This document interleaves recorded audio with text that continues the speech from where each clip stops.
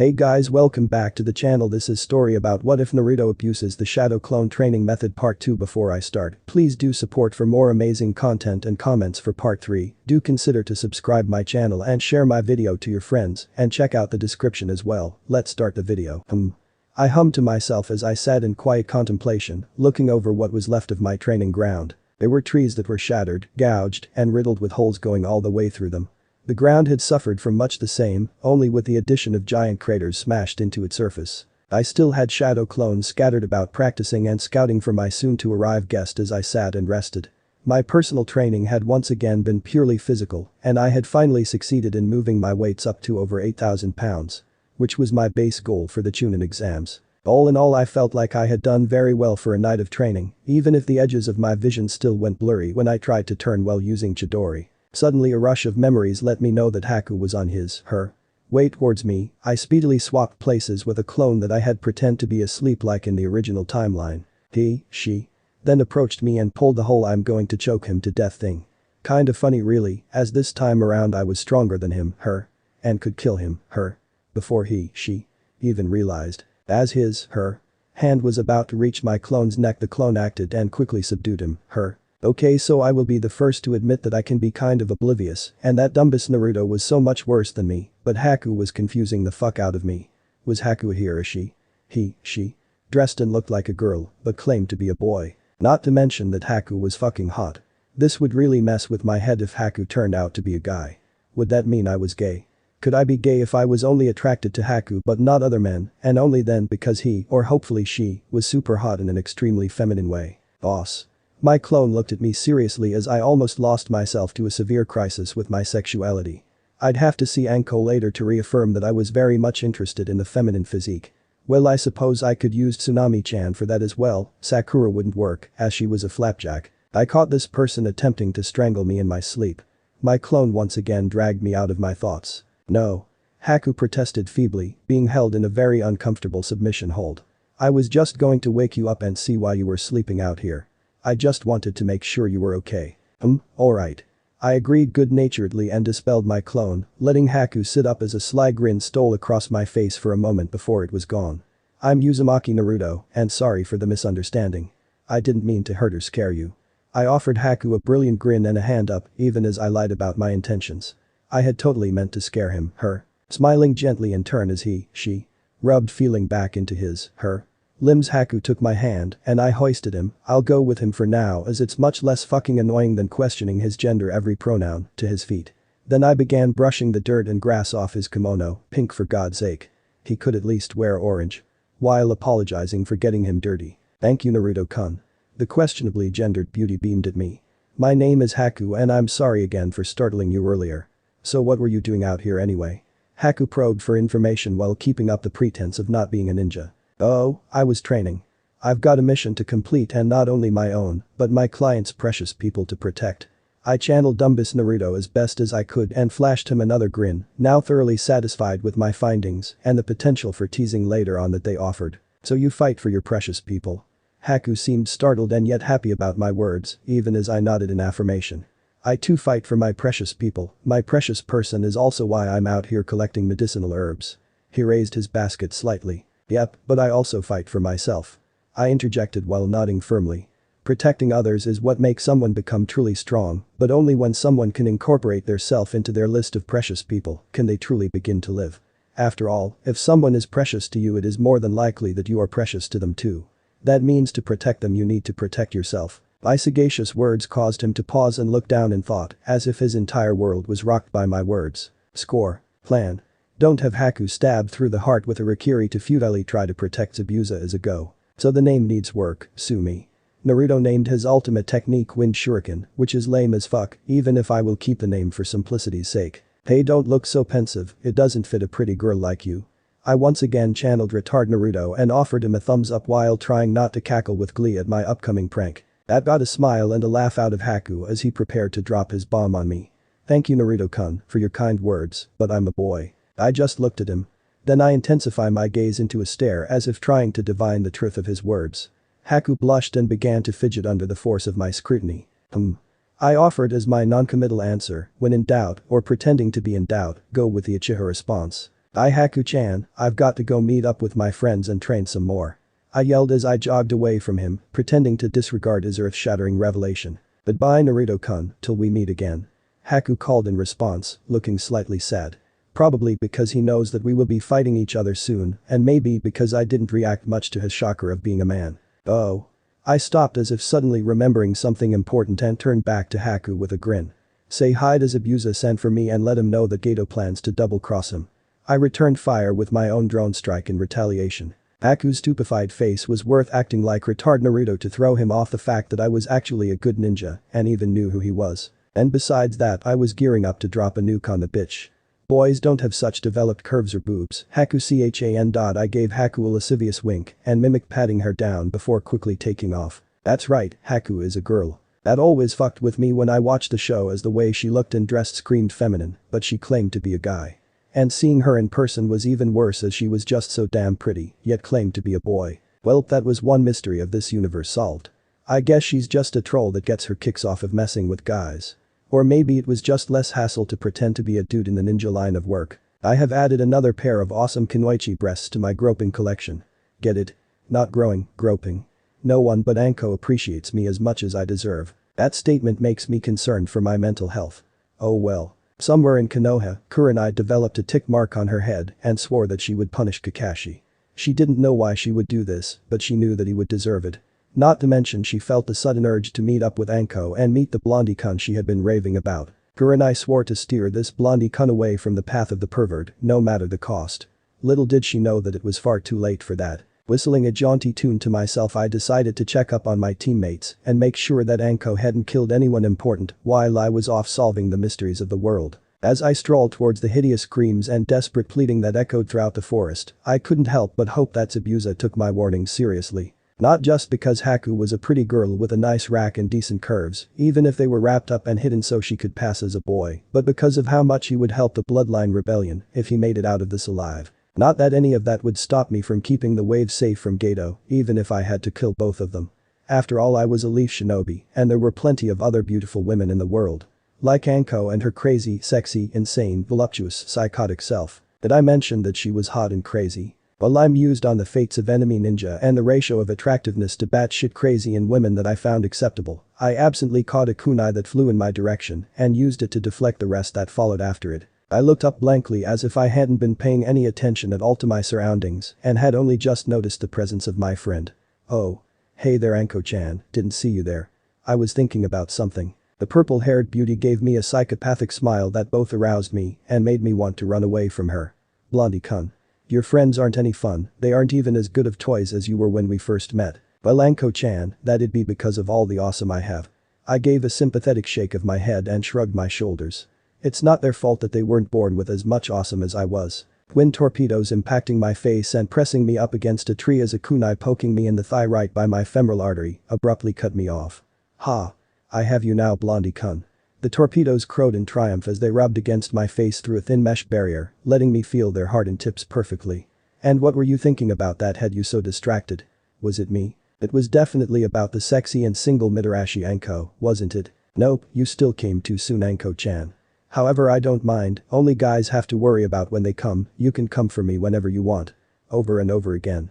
I murmured into her ear as I nuzzled her neck and pushed up behind her before my clone popped. I brazenly ran a hand up her thigh before blatantly groping her breasts as I pushed her up against the tree she had held my clone against.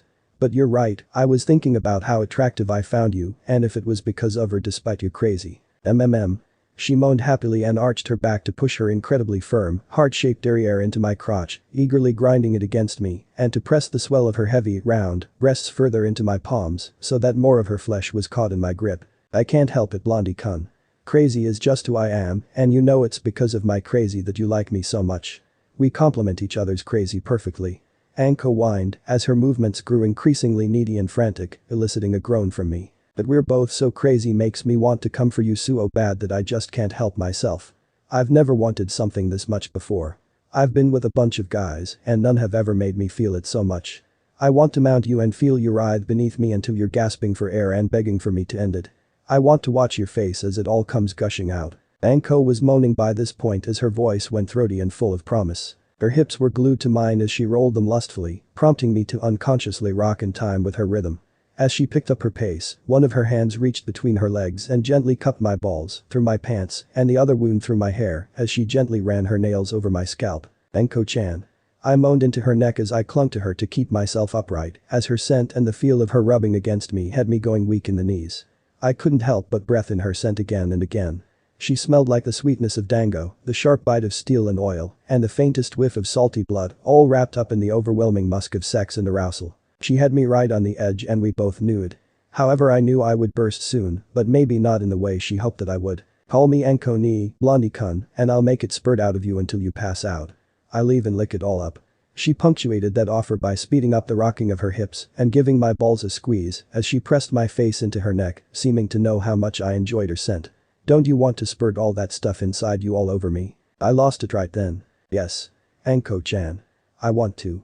I'm going to." Both of our breathing was ragged, and in that moment when I lost myself, Anko took advantage in order to spin us around so that my back was against the tree and we were face to face. "Anko ni," she purred even as she dry humped me, almost frenzied in her desire.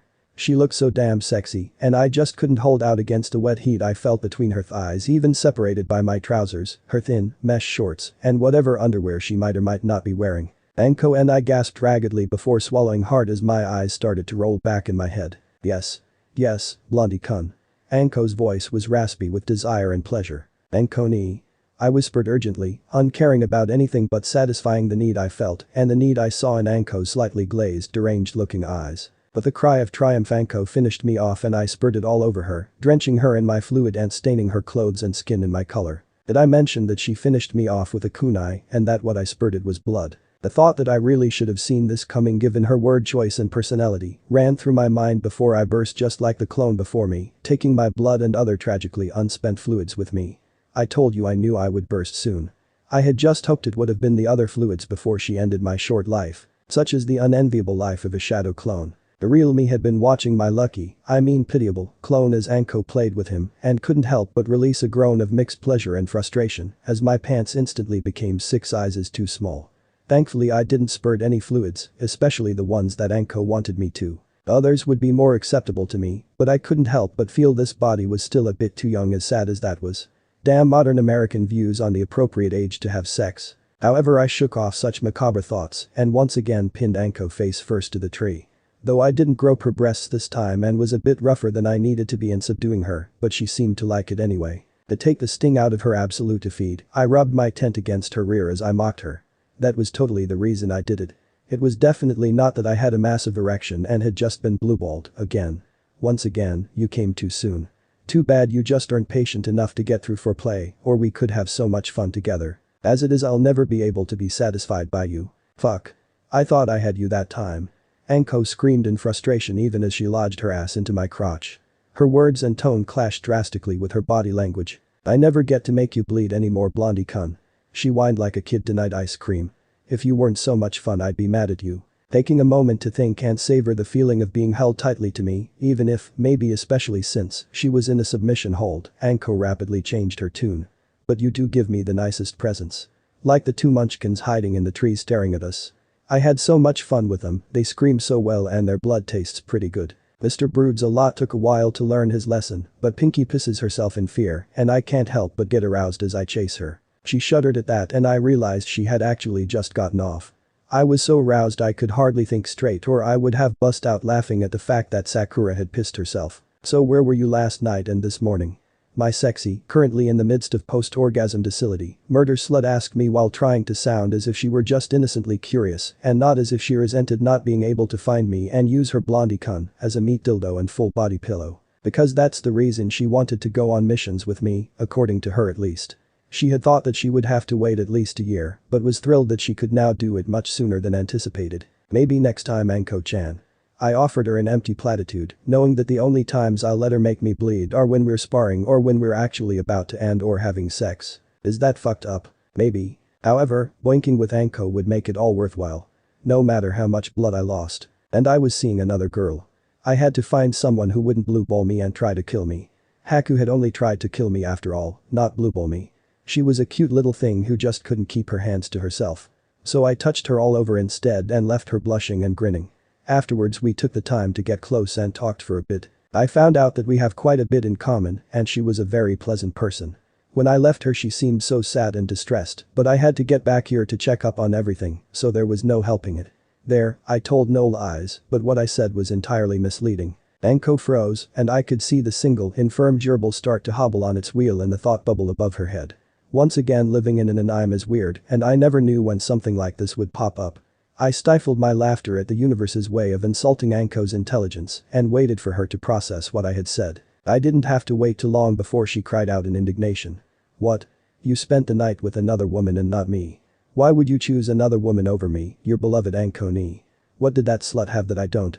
What's her name and what does she look like? I'll hunt her down and have a talk with her about poaching other people's blondie cunts. Laughing at her reaction I couldn't help but pamper her as she seemed genuinely upset by my teasing.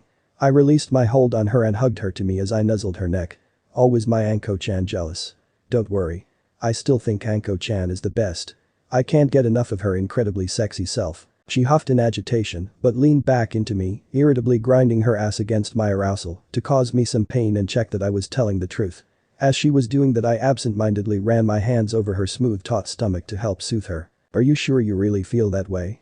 You still haven't called me Anko ni in all this time. You won't let me make you bleed anymore. And you haven't bought me dango in forever.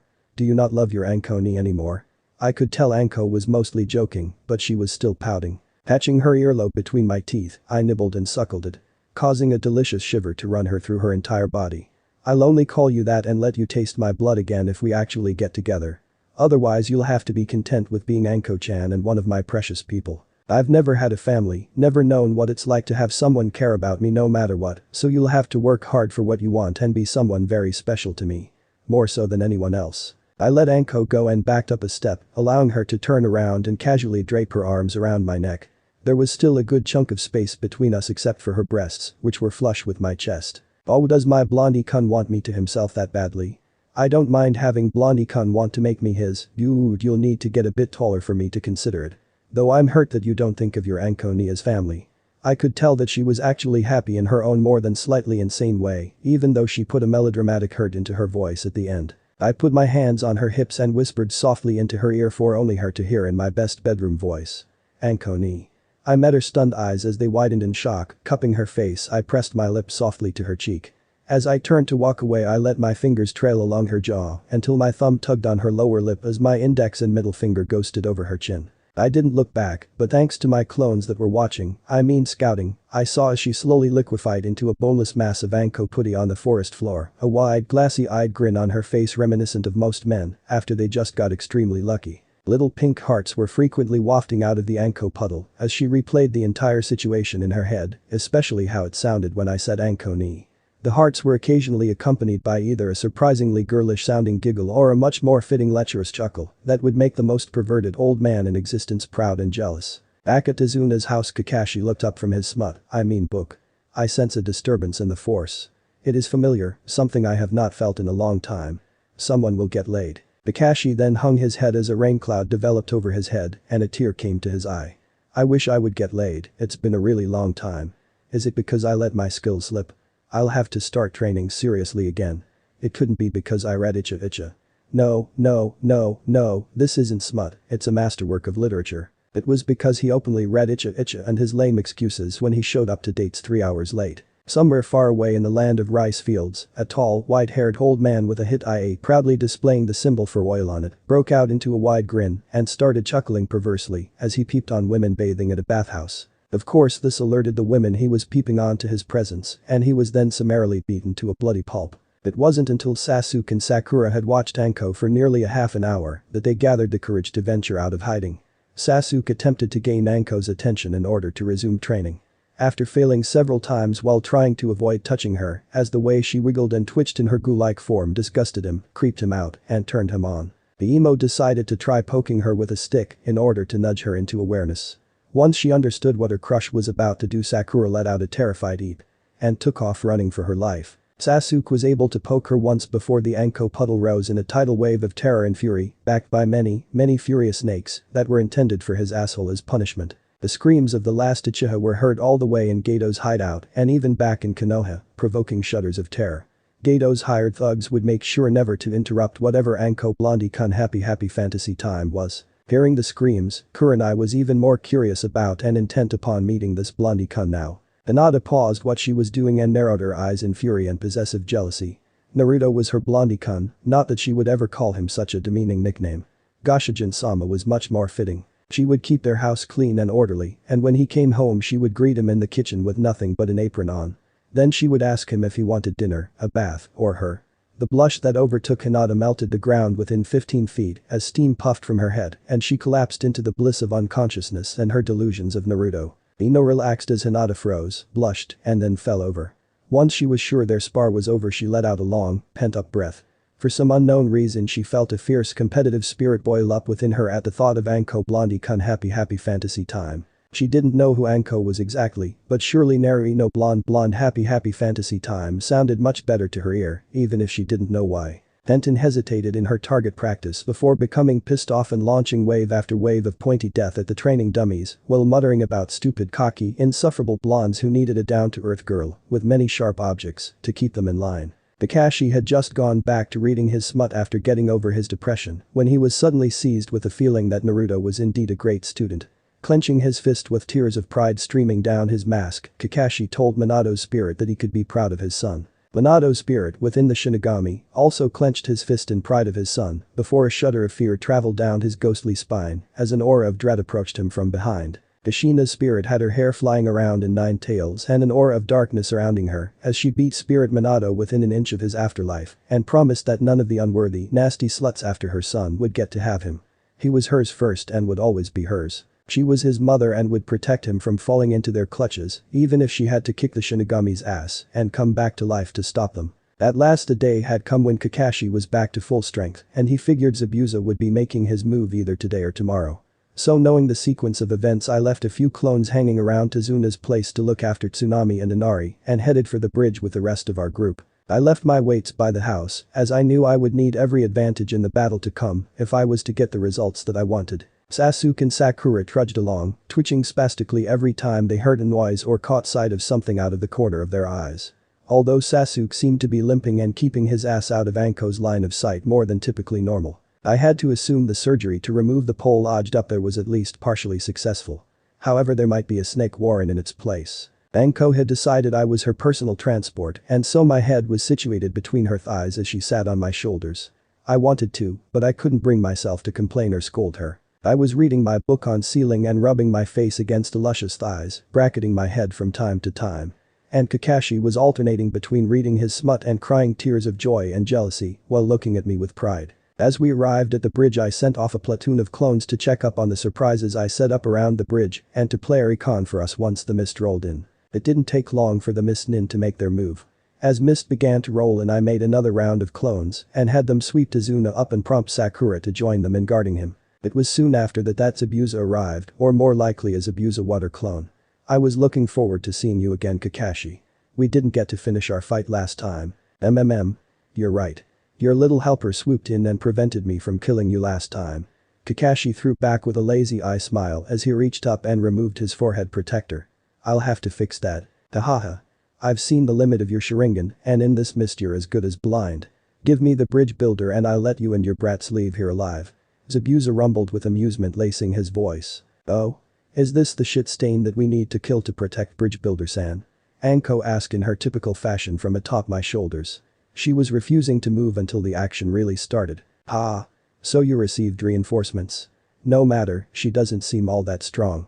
In fact I'd say she's as strong as or weaker than that blonde brat she's sitting on. So a Chunin or a Takibetsu Jonin. Is that all the Leaf can afford to send you as aid? How far the mighty have fallen. I'll enjoy tasting your blood, Demon-san. Blondie-kun is being stingy and won't let me have any of his, and while yours probably won't be as good, it will do for now. Anko offered her signature crazy-ass snake bitch grin and launched herself at Zabuza using me as a springboard. Haku, kill the brats. Zabuza managed to grit out before Anko was on him with a hidden shadow snake hands and a bloodthirsty grin. She and Kakashi rapidly disappeared into the mist as they battled Zabuza, leaving Sasuke and me to combat Haku. Hi Haku-chan. I greeted the masked hunter nin with a big grin and an enthusiastic wave. You know this guy dope? Sasuke asked me as he kept his gaze locked on the enemy but looked at me from the corner of his eye. Yep. Haku-chan and I got very well acquainted. I touched her all over the place and taught her what it means to be a woman. I blithely shot out a totally misleading innuendo. That's not what happened at all. Haku denied with a cute stutter. I could just imagine her face turning red with embarrassment. I just continued smiling at her and offered a wink. You got this, Uchiha-san. How about I play backup for you? HN. Came the obvious reply before he took off towards Haku at a decent clip for a genin, but nothing compared to what Haku could do. It went just about how it did in canon, except I used clones to soak up most of the damage. I winced every time a Senbon hit near Sasuke's vitals, but I needed this to happen for him to get a Sharingan. He would be a royal Pita, pain in the ass, without it. Even more so than usual if he felt like he wasn't getting strong enough fast enough. I bailed him out of trouble by having clones Kawurimi him out of some of the more dangerous situations. I stopped helping so obviously once the crystal ice mirrors went up, however I did break my way into ending up in them with him once I was sure he had activated his Kekkei Genkai. Sasuke. I grabbed his attention by modulating my form of address to the situation. Pour as much of your chakra as you can spare into me, I have an idea to bust us free of this. It took a moment for him to acknowledge that he didn't have a better plan and nod in acceptance. As he placed both his hands on my back and directed his chakra into my system, I took a kunai covered in his blood and gave it an Anko-esque lick. Then tails to whoever guesses what I'm after by doing this, followed by 6 paths towards Awesomeville. Ah, I see some of you get it now. It will probably take a while to manifest, like it did for a certain reality illusion confused psycho, but I have a few years to spare. In the meantime I'll just have to work on my base parameters to make sure I'm worthy of the power I should be coming into eventually. Once I was sure Sasuke had funneled as much chakra as he was willing to give into me, I made my move. Quickly surrounding myself with clones, I pulled out one of the most powerful and visually impressive jutsu I could currently use. Lightning style. Idama Rasengan. The swirling, oversized, high-wattage electricity-filled sphere of death took form, and I immediately smashed it into the mirror I sensed Haku inside. The result was spectacular and made me wince at the thought of the damage I had just done to someone as pleasant as Haku. The mirror instantly shattered, and Haku was sent flying as she tumbled through the air, blood, spit, skin, and clothes splattering every which way. She hit the bridge and continued to tumble before coming to a rest, very clearly unable to do much of anything besides moan in pain and spit up some blood. Oh shit. I knew that the completed Rasengan, nature transformation, and the Idama Rasengan were both powerful, but I didn't know that combining them would be so destructive. Especially when I intentionally tried to limit its power. Haku. Are you okay? I'm sorry, I didn't mean to hurt you so bad, just to break out of your jutsu. She laughed a bit and spit up a bit more blood, but not too much, so I didn't think her injuries were too severe. It seemed that the mirror had taken the brunt of the damage. Ha.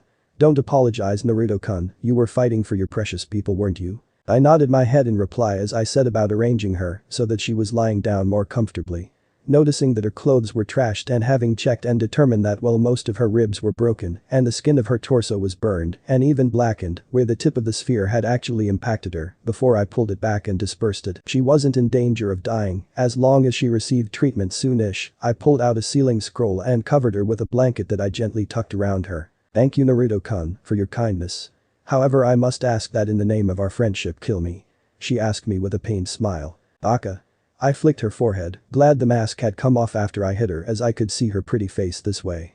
You're going to go into some spiel about being a tool for Zabuza and how you're worthless now and have no meaning since you can't help him accomplish his goal. Well, you're wrong. If you don't live, then how can you continue on with his goal? He is willing to fight and die for his goal, and if he dies then you need to survive to complete his goal for him. That's the meaning of helping someone as your precious person as opposed to as your owner. I just want Zabuza-sama to be happy. Haku choked out as tears streamed down her face. She wasn't so pretty when she was crying, but I still couldn't help but smile at her. I'll go and try to get them to stop fighting. Gato is on his way with his army of thugs, and we'll need to be able to deal with them, so we can't afford anyone to get too injured. I gave her another smile. I'll try my best to get Zabuza out of this alive, but if he won't listen to me, I'm telling you now that I will prioritize my precious people over him. I stared into Haku's eyes to show her my sincerity. Thank you, Naruto-kun, I know you will do your best. It is more than could be expected from anyone else, so thank you. Thank you. She cried and weakly grasped my hand. I gave her hand a soft squeeze and brushed a strand of hair from her face before I stood. Sasuke had collapsed to the ground looking like a porcupine as some of my clones came to tend to him. I'll be going on. When you're sufficiently recovered, you're welcome to join me, Uchiha-san. I offered him with a quick assessing glance. HN. Call me Sasuke, dope. What was that jutsu? Huh.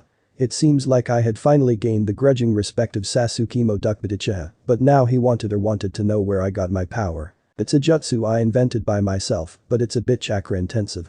Hence why I had you top me off with yours. Technically true. Maybe I'll show you a thing or two if you want to train together sometime when we get back to the village. Without waiting for a reply I took off into the mist, leaving my clones to look after Sasuke and the injured Haku. Man, I really needed to get my chakra control up to the level that I can do medical ninjutsu. I feel really bad about hurting Haku so badly, even if it was on accident and I was trying to hold back the jutsu's strength. But those were thoughts for later. For now I had to focus on preventing Kakashi and Anko from killing Zabuza and then taking out Gato's ghastly group of goons. What? No, I didn't take the time to think of an alliteration to use to refer to them. Alright, I did, but it was so much better than calling them Gato's thugs. Anyway. I swiftly came upon the pitched combat of my sensei. I suppose Kakashi qualified now that he had taught me the Chidori. Nah, he'll have to teach me more than that to get me to stop making fun of him. As for Anko, well, I suppose she has been trying to teach me. Even if it's only stuff that she wants to. Mostly explicit, adult things and death tag if I'm being honest. Not that I mind. I just think my body is a little too young. Even if my thing is bigger than most adults and reacts to her as if I was an adult, but that's not the point, I'm still too young. For now. Kakashi was looking slightly better than last time they fought, but was still drooping slightly from the chakra expenditure. Man, he was really out of shape from all the moping he did in front of the monument for the dead. But other than that he was fine, so I focused on checking Anko for injuries. She had not been so fortunate as Kakashi. Which made sense, seeing as she wasn't nearly as strong and was quite a bit more rash than he was. Small cuts and bruises covered her body, ruining her outfit and pushing her already questionable fashion sense even further towards outright indecency. Her trench coat was shredded and had lost most of its length, only barely covering the tops of her thighs and riding up to reveal her mesh-covered ass and her holy grail. I guess her miniskirt had been lost somewhere in the fighting, as nothing was covering her lower half but skin-tight mesh shorts and the barest fraction of her coat. However, together they barely managed to cover just enough to tantalize the imagination, yet not reveal everything. Wait. That's not what I should be focusing on right now. Her mesh bodysuit had many gashes cut into it, most exposed only small cuts or unblemished skin, but a few revealed more serious injuries. Her state was really showing the difference in power between her and Zabuza. He was a strong jonin, and she was a Takebetsu jonin who specialized in T&I. It was obvious that he was superior to her in open combat, but she was being dumb and wasn't taking a supporting role towards Kakashi like she should have been. I showed up just in time to stop her from losing even more clothes and or possibly her entrails. Ugh. I grunted as my wind chakra-laced kunai clashed with Zabuza's fucking big-ass cleaver sword. I managed to hold my ground and only get pushed back a few feet as I kept my sexy sensei from getting skewered. Hey now. I ground out as our blades ground against one another, his slowly pushing down on mine, but also subtly starting to be cut by my chakra. Don't you know it's rude to make moves on another man's girl?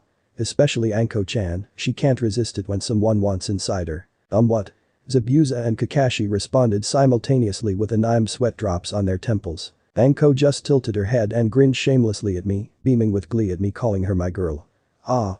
Blondie-kun. You want to join in too?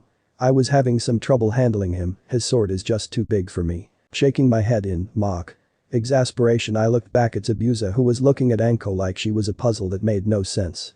See what I mean?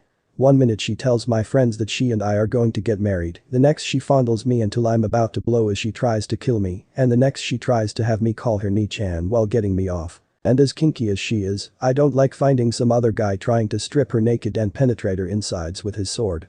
That's a recipe for broken hearts, shattered dream, and herpes. Once again Kakashi and Zabuza spoke in tandem. You're really going to phrase it like that? We're trying to kill each other. Oh, so now you're going to use the "it isn't what it looks like" excuse. I continued on, pretending to be angry, like a guy walking in on his friend sleeping with his girlfriend.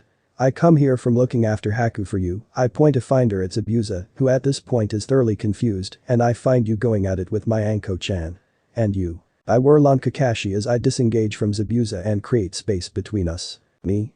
The Sharingan-wielding jonin pointed at himself in surprise. Yes, you? I shouted, my face turning red from the effort to keep up the charade and not burst out laughing at the shock and fear displayed on Kakashi's face despite his mask. I left you to look after her and look what happened. She's hardly decent, prancing around without a care in the world and looking like she's been going at Zabuza's sword for hours. What, did you just sit around and wank off while watching them? Well, no. Kakashi looked abashed as he sheepishly rubbed the back of his head. Cutting him off I continued on. Oh. So you are not arguably the strongest ninja here and definitely the strongest from Konoha. I paused and looked at him expectantly. Well, yes. Kakashi tried to get out, looking confused and slightly ashamed. Cutting him off again, I continued on. I was having so much fun messing with everyone, and the longer I stalled the more likely that Gato would show up to double-cross Abusa. So why was Anko the one engaging him? Shouldn't you have been distracting him and helping to keep her away from his sword? This is why I call you back Kakashi you id. My train of thought was completely derailed by the deadly attack launched at me from behind. Twin weapons impacted my back as arms reached around my neck and grabbed hold firmly, ready to end my life at a moment's notice. Kakashi merely sagged in depression as he muttered.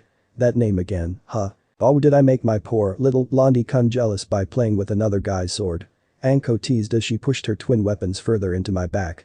I could just feel her chin without even looking at her. Maybe just a little. I pouted, doing my best to imitate an I'm Sundeer character caught in a dear moment. Poor blondie-kun, having to watch his Anko knee play with another man's sword. That's what you get when you spend your nights with other girls instead of me. But I promise I'll make it up to you. And don't worry that all you have is a tiny little kunai and he has a big thick sword. What really matters is how you use it. And I'm sure you'll have a big ol' sword for me to play with in the future too. As she blithely destroyed my manhood in front of two baddest ninja and hundreds of readers, I slumped in misery and would have crouched down to draw squiggles on the ground as rain clouds thundered above me if she hadn't been holding me in place. HMPPPPPPSHSHSHSH. Zabuza rasped as his shoulders shook violently before he burst out into peals of laughter. Did she just insult his choice of weapon and his manhood while promising to make it up to him for fighting me? Kakashi rubbed the back of his head again, not knowing what else to do in this situation. That seems to be exactly what happened. Alright, Zabuza-san. I called for his attention from within Anko's embrace. Even if she was insulting me, being held by a woman as attractive and developed as her was not something I would turn down. Now that I broke the tension of the fight, I wanted to tell you the Haku was defeated without dealing us any overly serious injuries. The demon of the mist started at that and looked to be about to say something before I continued talking over whatever it was he wanted to say. And now that you are thoroughly outgunned. Even you have to admit that you can't take on Kakashi of the Sharingan, a Takebetsu Jonin, and someone that is a Chunin or an even higher level all at once. So why don't we take a break from trying to kill one another until Gato gets here to betray you, then we can all join forces, kill him and his thugs, and we can all walk away happy. You can take what he promised to pay you and a bonus, and we can complete our mission and help the wave's economy with the rest of the money. Stabbing his sword into the wood of the bridge, Zabuza crossed his arms and seemed to think about my words. No. He said slowly, drawing out the word as if in deep thought. Shaking his head he continued on with more confidence. Even if what you say about him betraying me is true, I still have my pride as a shinobi. And if I were to betray my client, then it would become even harder for a missing nin like me to get jobs. No, we'll have to fight, at least until Gato arrives. That is, if he is really going to betray me. As he talked Zabuza started blurring through hand seals. Besides, his hand seal speed increased as he tensed, ready to make his move. All this happened in an instant, allowing me to only scoop up Anko and jump away from my current position, narrowly avoiding his attack. Apparently I owe you for looking after Haku for me. I can't have someone ruining my tools and thinking they can get away with it. Water style. Water Dragon Jutsu. With his hand seal sequence finished, he launched a missile of Water Dragony Doom at me. Once again, it was only because I had started moving when he first started to form his seals that Anko and I escaped unscathed, such was the speed with which he formed them. If I wasn't about to be killed I would have been impressed. Well. I said to myself, and Anko. That didn't work out quite how I'd hoped. Anko agreed as she wiggled happily in my arms as I carried her from danger, bridal style. Blondie-kun carrying me through the threshold of our new home. I have to be a wife now, bringing home the bacon, but only after the wedding night. Yufufufufufu, the things I'm going to do to Blondie-kun. First he'll make us dinner, dango of course, then I'll get to have him for dessert. Oh, I could cover him in bacon too. Or maybe chocolate syrup, honey, or whipped cream. Nah, has to be dango. Somehow I got the feeling that her scenario was all turned around from the norm. However, her delusions continued unabated by my high-speed movement and the present life-threatening danger we faced. I'll be gentle the first time, but after that I'll milk him until he can't walk the next day. Then I'll be able to come home to dango and my own Blondie-kun in nothing but an apron for the rest of my life, muhuhuhu. And he'll stay at home taking care of the little gakkas, and when they're old enough I'll teach him how to maim, murder, and fuck whatever they want. Fucking comes last gakkas, and I'll murder any sluts that come around for my little blonde boy gakkas. After they visit T and I, yufufufufu. I felt my cheek cramp at her description of our future, causing a tick mark to appear on my head. However, pinching her butt, it was either that or her boob, as it was the only thing I could reach while carrying her this way, resulted in an extremely erotic noise of satisfaction and a spray of liquid wetting my fingers. Ung. B blondie koi, moor. My eyes damn near popped out of my head. Did she really just orgasm in the middle of a battle from a pinch to her ass, while fantasizing about being married to me and torturing the girlfriends of our future sons? I really don't know how to feel about this. I mean, little Naruto is super excited, but even he knows that now is not the time. Oi Enko-chan. I yelled, kind of freaked out by the thought that maybe, just maybe Enko really did like me as much as she pretended to. Or maybe it wasn't pretending or teasing. Wasn't only teasing, I amended my thought, some of it definitely was teasing. Not to mention that she liked me enough to zone out and have an erotic fantasy in the middle of a battle, just because I was carrying her bridal style. Also, I needed her to focus on the here and now, where we had an extremely skilled shinobi trying to separate us from our important organs. Kakashi was trying to shield us, but carrying her as I wasn't quite fast enough to do more than escape imminent death by a hair. Blondie koi, is it time to send the Gakkus to school already? Not today, wake me up once they're gone, and then we can play. Anko blinked her hazy eyes as she began to return from her most recent delusion. Anko-chan. You need to wake the hell up right now. I screamed in her ear, finally having had enough and growing annoyed with her carelessness when our lives were literally on the line. Geez blondie-kun, I'm awake, no need to yell. She whined petulantly while rubbing her ear, but looked much more awake. Daydream later. Fight the pissed off Miss Jonan now. I shot back at her in an annoyed and slightly frantic tone as I dodged that big ass sword again and felt it clip my armor, leaving a decent furrow in it. Oh. Right. Was her reply as she flung herself out of my arms by kicking off my chest and shooting straight at Zabuza, snakes and kunai already flying. Stumbling back and slightly winded from the force of her surprising kick and my frantic running for our lives, I took a moment to catch my breath.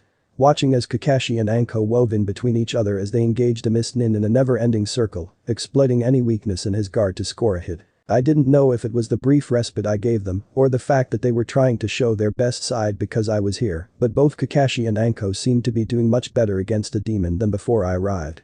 Zabuza was racking up a growing number of wounds, both minor and more serious. Dodging, blocking, attacking, and dodging again, Zabuza began to lag as he was faced with two opponents and the potential of a third joining in at any time. The situation seemed to be wearing on him. Figuring I had recovered enough, I sprinted back into the fray, dual-wielding two kunai with wind chakra edges. I took advantage of Zabuza being distracted for a moment by Kakashi to lacerate his kidney and rush back out of range. Zabuza bellowed in pain and rage as blood gushed from his side and mouth, staining the white cloth covering his face red. I'll kill you, you brat. Ducking under a wild swing, driven by his mounting fury, Anko landed another cut on Zabuza's left leg. However, she missed anything truly vital, as she had to throw herself away to avoid the return of the giant blade. The fight dragged on in the manner of wolves taking down a bear. Zabuza was unable to use a technique powerful enough to take us down, as there were too many of us and not enough time between our attacks, and while Kakashi was strong enough to beat him straight up, we didn't want to risk getting injured by confronting him directly. So we focused on wearing him down. Our strategy went well. We had dealt a massive amount of damage to our opponent, even if most of it was superficial. Each wound cost him blood and pain. However, it is said that an injured animal is at its most dangerous. I suppose I had gotten cocky, thinking things would stay the same and that we could bleed Zabuza into submission until Gato arrived. I had forgotten that whether it was the world or Kishimoto, Kami damn him. Things seemed to like fucking with Naruto. Hence things like to fuck with me. The only warning we received was the widening of his eyes and an aura of savage glee, as in an instant Zabuza blew Kakashi away with his sword. And instead of attacking either Anko or me, he blew past us heading for something I hadn't seen. Turning to follow him, I saw what he was after even as my heart froze in my chest. For standing there, new, ruby eyes wide in shock as they showed him what was coming, while his body couldn't do anything to change it, was none other than Uchiha Sasuke. I didn't have time to think, didn't have time to yell or scream about how unfair the world was or to warn the idiot to get away. I only had time to do one thing. I wrapped myself in chakra and applied a nature transformation, turning it into the lightning nature chakra. I hadn't perfected this technique yet, but if Sasuke was to live then I didn't have any other choice other than to use it and hope. Nor did I have any time for doubts or thoughts of consequences. Suddenly I had both no time and all the time in the world. As my eyes flicked around I took in everything, from Anko's surprised face and wide eyes to the snakes being launched from her sleeve. I noticed as Kakashi's eyes widened in terror for his student even as he bolted towards Zabuza with the hand seals for Rikiri slowly forming in front of him. He would be far too late. I noticed how each of my muscles twitched and my heart beat heavily in my chest. Then I pushed off the bridge. I noticed how it gave way beneath my foot and how there was the beginnings of a cloud of shattered splinters forming as I sped away toward Sasuke and his impending death. I noticed as the Kubikirabacho slowly inched towards my stuck-up teammate's neck. I noticed that I was moving too fast for his newly awoken Sharingan to track. I noticed that I would not get there in time and strained myself to move even faster. I noticed as the muscles in my legs began to tear and agony accompanied every step. I reached out my hand to push Zabuza away from Sasuke, sure he was a dick, but he didn't deserve to die for it. I noticed that I would make it and felt my lips stretch into a smile. I was so close. So close to making this all turn out well, so close to saving Haku and Zabuza and helping the Bloodline Rebellion. So close to making a new friend and paving the way for an alliance between our two nations, one that would help everyone involved.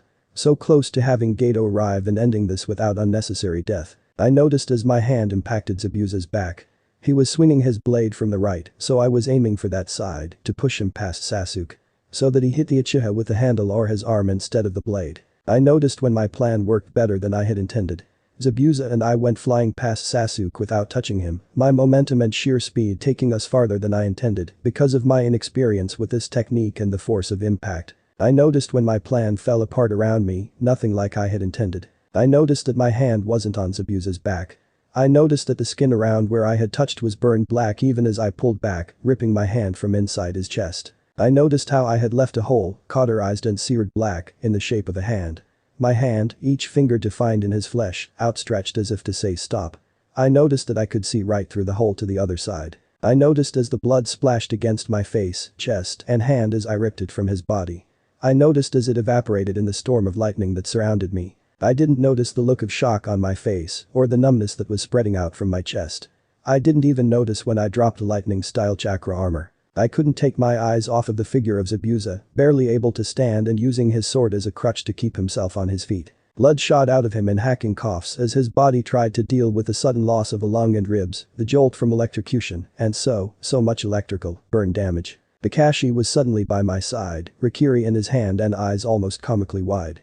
It would have gotten a laugh from me in just about any other situation, but not here, not now that all of my hopes and plans were crashing down. How was I going to tell Haku? Tell her that I killed her reason to exist.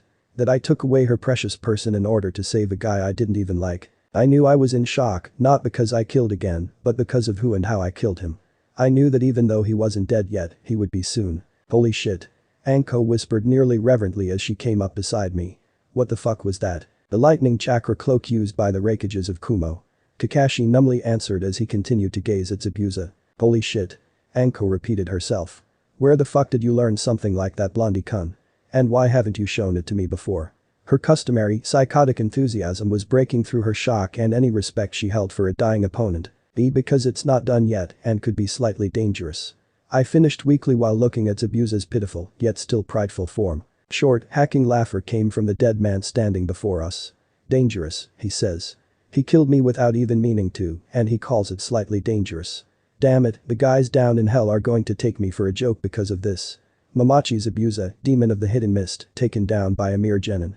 On accident. I wanted to apologize, to explain what I was trying to do, but it seemed he already knew. Even when he was going to kill my ally, I had tried not to kill him. It was obvious really. If I had been trying to kill him, the wound would be on his left side. He was far too distracted by pain, blood loss, and the opportunity to wreck our composure by murdering one of our comrades to stop me, dodge, or even notice my attack. So I kept silent in honor of the man before me. In honor of what he represented, what he had done, and what his death would mean. However, I did have something I could say to ease his burden. I swear that I will become a name that is respected and feared throughout the elemental nations. I swore to the demon, steadfast in my conviction. I will become a horror story to my enemies and a legend to my allies, and they will say that it was Mamachi Zabuza who started me on that path. Besides that, I won't let Haku lose herself. I'll make sure she accomplishes your goal. That she helps the bloodline rebels in your stead and becomes a Kunoichi you'd be proud to call comrade. Ah. Zabuza sighed, as if coming to an understanding that had been eluding him. So that's why you were so adamant about wanting us to survive. You knew. Yes, I knew. I could only nod, even if he wasn't looking at me. But the groaning bellow Zabuza managed to lift his sword and turn to face us before replanting it in the wooden boards of the bridge. He was left panting for breath and spitting up blood, but somehow remained standing. So. His grim eyes bore into me. What is the name of the man who sends me to hell? Naruto. Uzumaki Naruto, future Hokage of the Leaf, inheritor of the Will of Fire, student of Kakashi of the Sharingan, and Jinchuriki of the Kyuubi no Kitsune. I met his icy gaze with my own burning one, showing him that my promise was real and that I had what it took to live up to my words. I see. Good. I can live with being killed by a man like that. Zabuza said in a light tone and smiled at me, or at least I would like to think that he did. Ah Zabuza, you seem to be in a bit of a predicament. The obnoxious gloating voice of the insufferable worm named Gato floated through the mist. Of course he showed up now of all times, once my plans had been thoroughly ruined. So you were right, huh brat? Zabuza said as he hauled himself upright. Kakashi, Naruto Snakabich. He addressed us, but seemed to forget Anko's name, prompting her to cuss a blue streak at him. I'd like to call a truce as I no longer have a reason to fight against you. Then he fixed his gaze on me. Uzumaki Naruto. Watch me. Look upon me as I fight to my last, unto death. Watch my determination to see my goals, my ambitions, become reality. Then when I fall, pick up my blade and carry it with you, so all may know that it was you and not some unknown scum who slew Mamachi Zabuza, the demon of the hidden mist. But that he launched himself into the midst of Gato's horde, slashing, chopping, and swinging his blade with all his might. Men were cleaved like melons as Zabuza fought without restraint or care. Even as Gato called for his head and promised larger and larger rewards for claiming it. Even as the wounds piled up on his battered form. For what were injuries or wounds to one such a he? What was a wound of the flesh to a dead man? I kept my eyes on him. I trained them on his form and soaked up every moment, every movement, and every form he went through as he performed his last dance with his blade. I memorized it all, carved it deep into my brain and my very soul. When Anko made to go join in, I held her back even as Kakashi did the same with Sasuke. She glanced questioningly at me before subsiding and waiting impatiently. It was only after he had cut a swath of destruction through their ranks and claimed Gato's head, as the worm had screamed and cried like a stuck pig, that the demon collapsed to his knees. His body was littered with gaping wounds, and weapons of all shapes were sticking out from him like some kind of a demented porcupine. The thugs crowded around him, gathering courage from numbers and his dismal appearance. However, as they pushed close enough he roared to his feet and took the heads off of those within the reach of his blade as he made his final stand, thundering his rage and denial to the world. When he finally went down for the last time, his body hardly had any blood left to leak through the rents in his flesh. His labored breath grew harsher and harsher, even as it grew weaker and weaker. It was then that I allowed Anko free rein to sweep up the scattered pitiful remnants of Gato's army of thugs, while I approached the man whose sword I would wield from this day forth. The man in whose shadow I would walk until I was tall enough to cast even him in my shadow. I knelt down before him. Zabuza-san. I called softly, trying to claim his attention one last time before he left this world. Did you watch Gaki? Did you see? Came the weak, strangled reply. Yes, Zabuza-san. I watched the entire time. I saw it all. I responded in an equally quiet voice. Good. Take it, take Kubikirabacho, the decapitating carving knife, the executioner's blade. Take it Uzumaki Naruto, along with the name that I give you. Carry both in memory of me and carry them into legend, the executioner's blade and Konoha's golden storm. Thank you Zabuza-san. Now rest, all will be well. I gently took the sword from where it lay impaling the bridge in front of him. Take care of Haku. He bit out, his breath rattling in his ruined chest. Take care of my daughter. His last words trailed off into his death sigh as his eyes slipped closed and a demon, a father, became no more. Only a lump of cold unmoving flesh hidden in the mist. Standing up I shouldered my new blade and ghoulishly took its sheath and holder off of Zabuza's desecrated body. For we were ninja and he would no longer need it. Kakashi watched as his student, his favorite student if he was honest, scavenged the sheath of his new sword off of a man's fresh corpse. Naruto took only a minute to adjust it for his smaller size and then attached the blade to his back. Kakashi felt that even if the blade was more sideways than vertical on his student's childish form, even if it dwarfed him in size, there was no one that would be able to laugh at Naruto for it. No one could have even mustered up a comment on how ridiculous the whole thing should have looked, because to all who saw it in that moment, the blood-stained blade looked like it belonged more, resting on Naruto's back, than it ever had in Zabuza's hands. As his student slipped back towards them, casually walking over the gruesome dead, he glanced at Sasuke and Anko. Sasuke had retrieved what kunai he had used and was trying hard not to be jealous over Naruto's new weapon, while also attempting to process just how close he had come to death and that he would have died without Naruto's intervention. Not to mention dealing with his own first kills. Anko was staring at his blonde student, but instead of her usual lecherous demeanor, something else was showing through. Oh, there was a tinge of her customary lust and lewdness, in the hint of a grin unformed on her lips, but the gleam in her eyes was more speculative, discerning, and hungry than he was used to seeing there. Regarding anything but Dango. Of course it would be right as everything finished that the villagers and Inari showed up, armed with whatever tools they could scrounge up and ready to fight for their freedom. I offered them a tired smile that may have been fraying at the edges and thanked them for being brave and willing to support us and fight for their freedom and country. Strolling back over, I picked up Gato's head and held it aloft as if it was a trophy and loudly declared that Wave was free. They all broke into cheers and celebration, even surrounded by death as they were. After that I wandered off, having my clones retrieve Zabuza's body and move Haku to Tezuna's house. When I was sure that Haku would be cared for, I sent off my clones to retrieve all the unneeded explosive notes I had placed on the bridge, just in case, and begin to both repair and advance the work on it as much as possible. More clones were sent to find Gato's hideout and ransack the place. Other than that, I took to avoiding everyone and practicing with my new blade through use of shadow clones. As for me, I went for pounding myself into the ground through physical workouts after retrieving my weights and upping them again. I only took the time to go into town to eat or occasionally stop in at Tezuna's to see everyone and let them know that I was alright. Not to mention to drop off much of the money that I had liberated from Gato's hideout, I squirreled some of it away for my own purposes. That really helped to jumpstart the economy and had all the people in Wave in extremely good moods. Well, everyone who wasn't a ninja. In addition, Inari seemed to have taken me as his idol and put me up on the pedestal of hero. Ha, what a joke. We're shinobi, hired killers. That's what I told him, but I still thought of myself as a hero, the hero of this story. Naruto. A great adventure. Sure, there would be some death and killing, but I could prevent anything really bad from happening because I was the main character. The hero. I knew I was. At least I was supposed to be. I had to be for things to turn out right in the end. However, I couldn't help but think that if this was the price of being the hero that I didn't want it. I didn't want to be the hero or the villain, demon, whatever it would be in the future. Life was easier when there was no pressure, no one counting on you, no one to let down, let die, or kill. I'd rather be like Zabuza. I'd rather just be a shinobi, a hired killer. However, I couldn't be like that. That way led madness and an early grave. That way led to Madara and Obito and Nagato and Kagaya and the end of the world, as everyone knew it. So I would need to be the hero. And that meant I would need to be stronger. Stronger than anyone. I had made good strides in the time I had been given, but it wasn't enough. Orochimaru was coming soon, and I wasn't strong enough to face him yet. I needed to train harder and longer. I needed to get so strong that even Nagato as the 6 paths of pain was nothing but an annoyance. And I would. I would also drag anyone I cared about with me into strength, whether they wanted to go or not. Because even if I was the hero, I couldn't be everywhere at once. So they would have to be strong enough to take care of themselves and stay alive until I got to them. Anyone who wanted to be close to me would need to be strong enough to stand up to the future enemies I would face. They would need to be S rank. Anko came by on the 3rd day to check on me. She didn't attack me or do anything crazy or lewd that she might normally do. Instead, she just sat there and watched me for hours.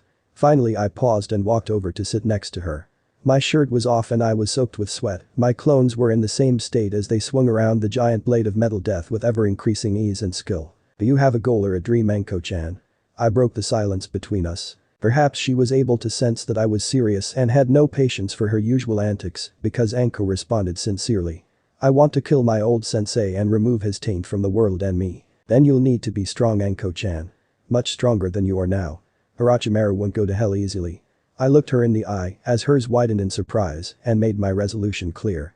I'm going to become strong, much stronger than even your old sensei.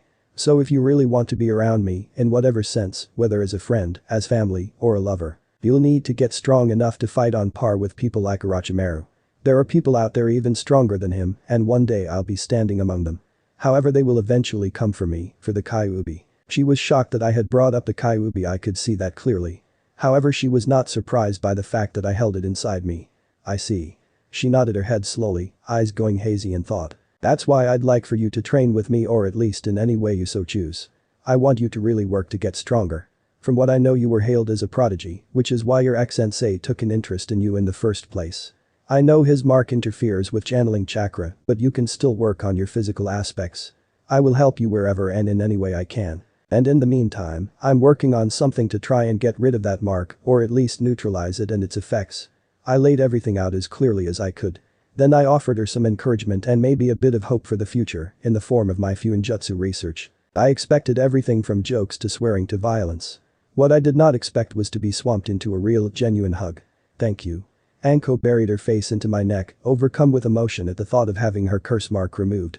Her body quivered with the effort of suppressing her emotions. You're welcome.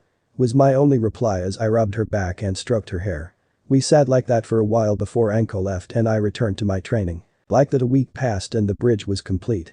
It was time for us to return to Konoha. It was also time for me to face something I had put off until now.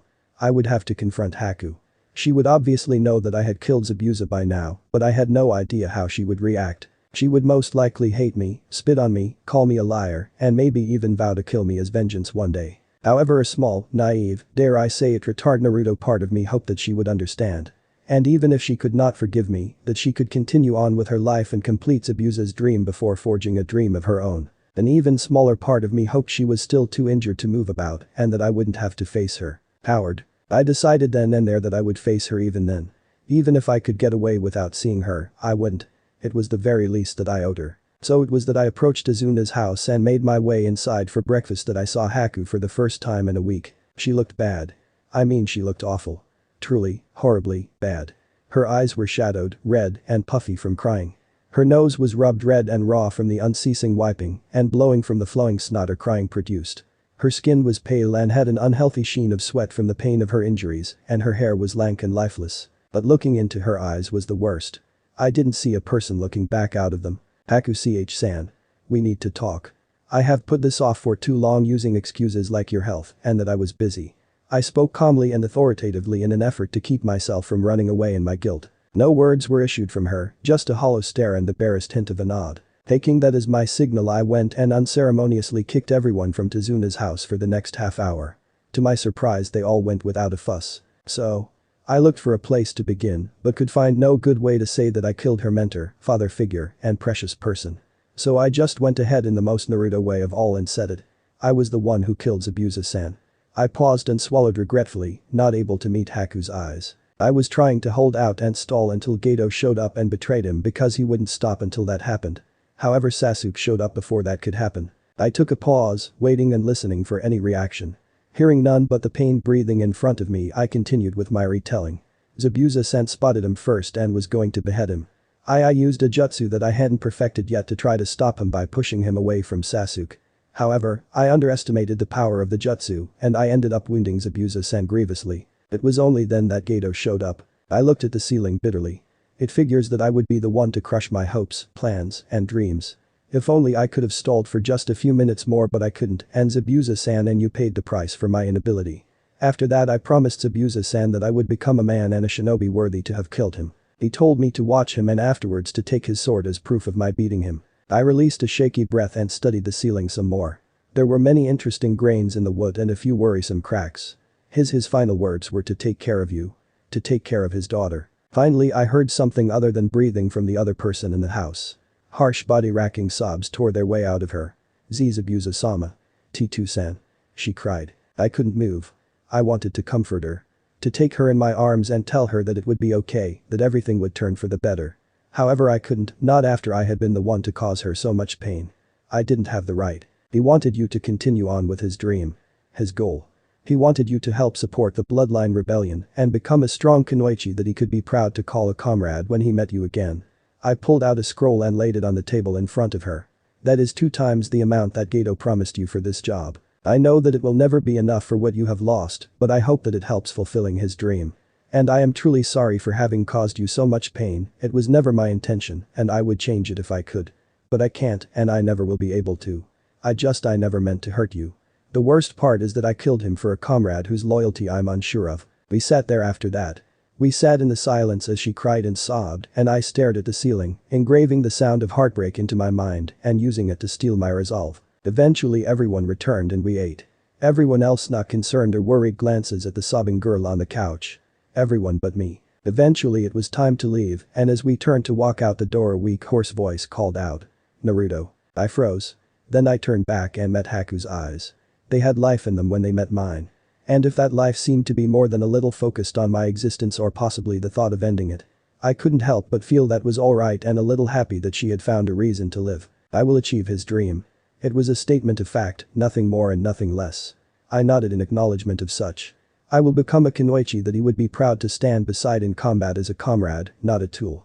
Another fact, another accepting and acknowledging nod. Only then will I call in the debt that you owe me. I know not what I will do when we meet again, but prepare yourself for that day. It seemed she had used up all of her strength as she sagged back into the cushions of the couch. I looked at her one final time and gave her another firm nod as one ninja to another. I will wait for that day. Be it a year or a millennia, I will remain in waiting until you appear before me again and the burden in your heart is released in whatever fashion you deem is necessary. At this point my eyes turned fierce and my gaze smoldered with resolve and purpose. However, at that time you will be standing before Uzumaki Naruto, known as Konoha's Golden Storm. The slayer of the demon of the hidden mist, S-rank shinobi, and a man who will be revered by his allies and dreaded by his enemies. Know this, carve it into your heart and mind and prepare for that day. For I owe him no less. Not waiting for a reply I turned my back and exited the house. Retrieving my sword from where it leaned beside the door, I marched past my teammates, sensei, and whatever Anko counted as, and headed directly for the newly finished bridge. The citizens of Wave saw us off with much ado, and we waved and smiled back at them. Well, all of us but Sasuke. But he doesn't count anyway. As we left, some of my leftover clones that were clearing out any leftover thugs heard a discussion about the name of the bridge. It ended up being the Great Naruto Bridge, just as in canon. I couldn't help but laugh darkly when the clones dispelled and I was hit by that knowledge. The Great Naruto Bridge, huh? Well, I wasn't great. Yet. But I supposed it was a fitting name, as I would be. And while I knew that I would have eventually been strong even without this extra motivation, as I had the Hacks no Jutsu after all, I would be even greater now. And it had all started thanks to a battle that took place on that bridge. So yes, the name was a well-chosen one. Even if they didn't know that they chose it for the wrong reasons. Finally we were leaving Wave, mission complete. Even if it did not go the way I had hoped it would, it was done with now. And now I had a new goal, a new determination, and a new realization. There was a cost to being the hero. And while I didn't like paying that cost, I could do it. I would have to do it, as there was no one else. There was only me. Uzumaki Naruto, future Hokage, future S-rank ninja, Jinchuriki of the Kyuubi no Kitsune. The Golden Storm. Time passed both far too quickly and excruciatingly slowly in the months following our mission to Wave. On the one hand I had far too much to do, to work on, to improve on, for the short amount of time I was given.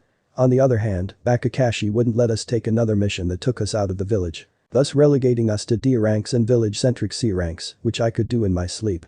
Quite literally if I wanted, hacks no jutsu bitches.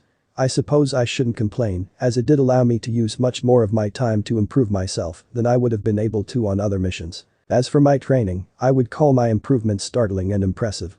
I would also consider it inadequate to the tasks and challenges that I would be facing in the near future. I was going to be facing the Snake Sannin after all, and while I was sure I could comfortably contest and survive against even the most powerful of Jonin, Orochimaru was on another level entirely. I suppose the most obvious improvement was also the most expected, given my circumstances and the resources I had access to. I had finally caught up to Lee, both in skill and in physicality. I would probably still give him a slight, but noticeable, edge over myself in speed, but I had far more staying power than he did. I.e. I was a stamina-free courtesy of being the Kyuubi Jinchuriki and my Uzumaki genes. Now during training, once I wore Lee out and ran him into the ground, I moved on to sparring with Guy himself. Needless to say he still kicked my ass, even if I was making it harder and harder on him each time. I could however go toe-to-toe with the Taijutsu monster, I mean master, if I used my lightning-style chakra armor. He insisted that I do so occasionally, so that I was used to fighting with it, sees abuser for reasons why it was important, not to mention the other powerful, last resort technique he was teaching me how to activate. I was already able to use several of the levels. However, I hoped I wouldn't need to use that for a very long time, it stung like an absolute bitch afterward.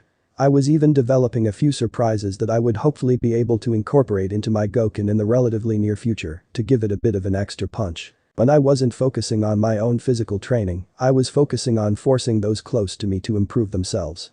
Anko seemed to take a sick sort of sadomasochistic pleasure in joining my training with the bushy brows, torturing them, and me, with her wicked and unyouthful ways in between driving her body into the dirt through intense sparring and insane exercises. However, Anko wasn't the only one who trained with my green spandex wearing friends, the usual crew of Hinata, Tenten, and Ino had kept at it when I was in Wave and worked even harder after my return. I didn't know if it was the rumors circulating about my defeat of Zabuza or the fact that I was driving myself even harder than previously and was slowly overtaking even Lee in his chosen specialty that spurred them on. That Lee's own weights were only 500 more pounds each leg than my own weights may have also had something to do with it.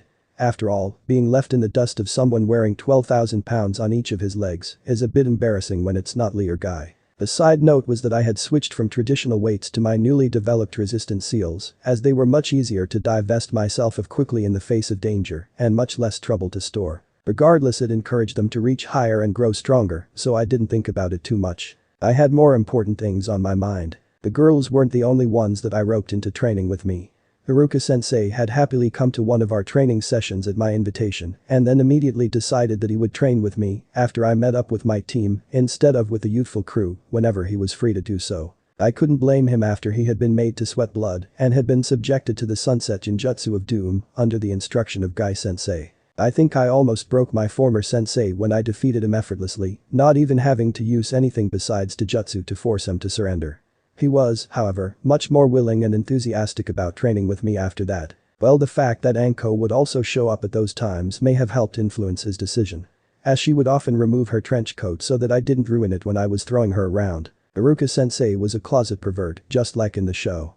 I don't know why, but I was strangely disappointed and angry when he ogled her mesh-covered breasts before disappearing in a massive spurt of blood. I couldn't be getting possessive of Anko, could I? Surely not, that would be insane. But as irritating as that was, it was also off topic. Speaking of Anko, it was her, or rather her friend, that helped me the most with another part of my training. A certain Anbu Kitty, Nico, also known as Yuzuki Yugao, took up the mantle of my Kinjutsu sensei.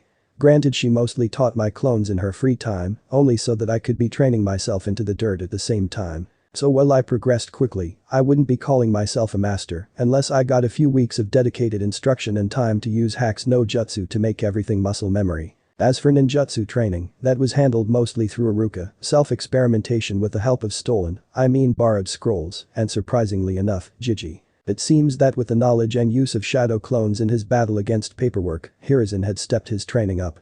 He stated that just because he was old didn't mean there was a reason for him to let his skills decline further than his advancing age necessitated. True, he couldn't train with me too often, but every time he was able to was an extremely productive and informative day. He wasn't called the professor for no reason after all. Some might wonder why I didn't mention Bakakashi or why he wasn't the one to teach me anything. Especially after he taught me the Chidori, his original jutsu. The answer was simple. He didn't want to be anywhere near me. When we returned to Konoha, he had acted distantly to me, only talking to me if he had to address the group. Surprisingly, he had started to take training the others in our team more seriously and had taken some, not much, but some time to teach Sasuke and Sakura more Taijutsu and to spar with them. He had also gone about helping Sasuke get used to his new eyes and master more of his clan's fire jutsu.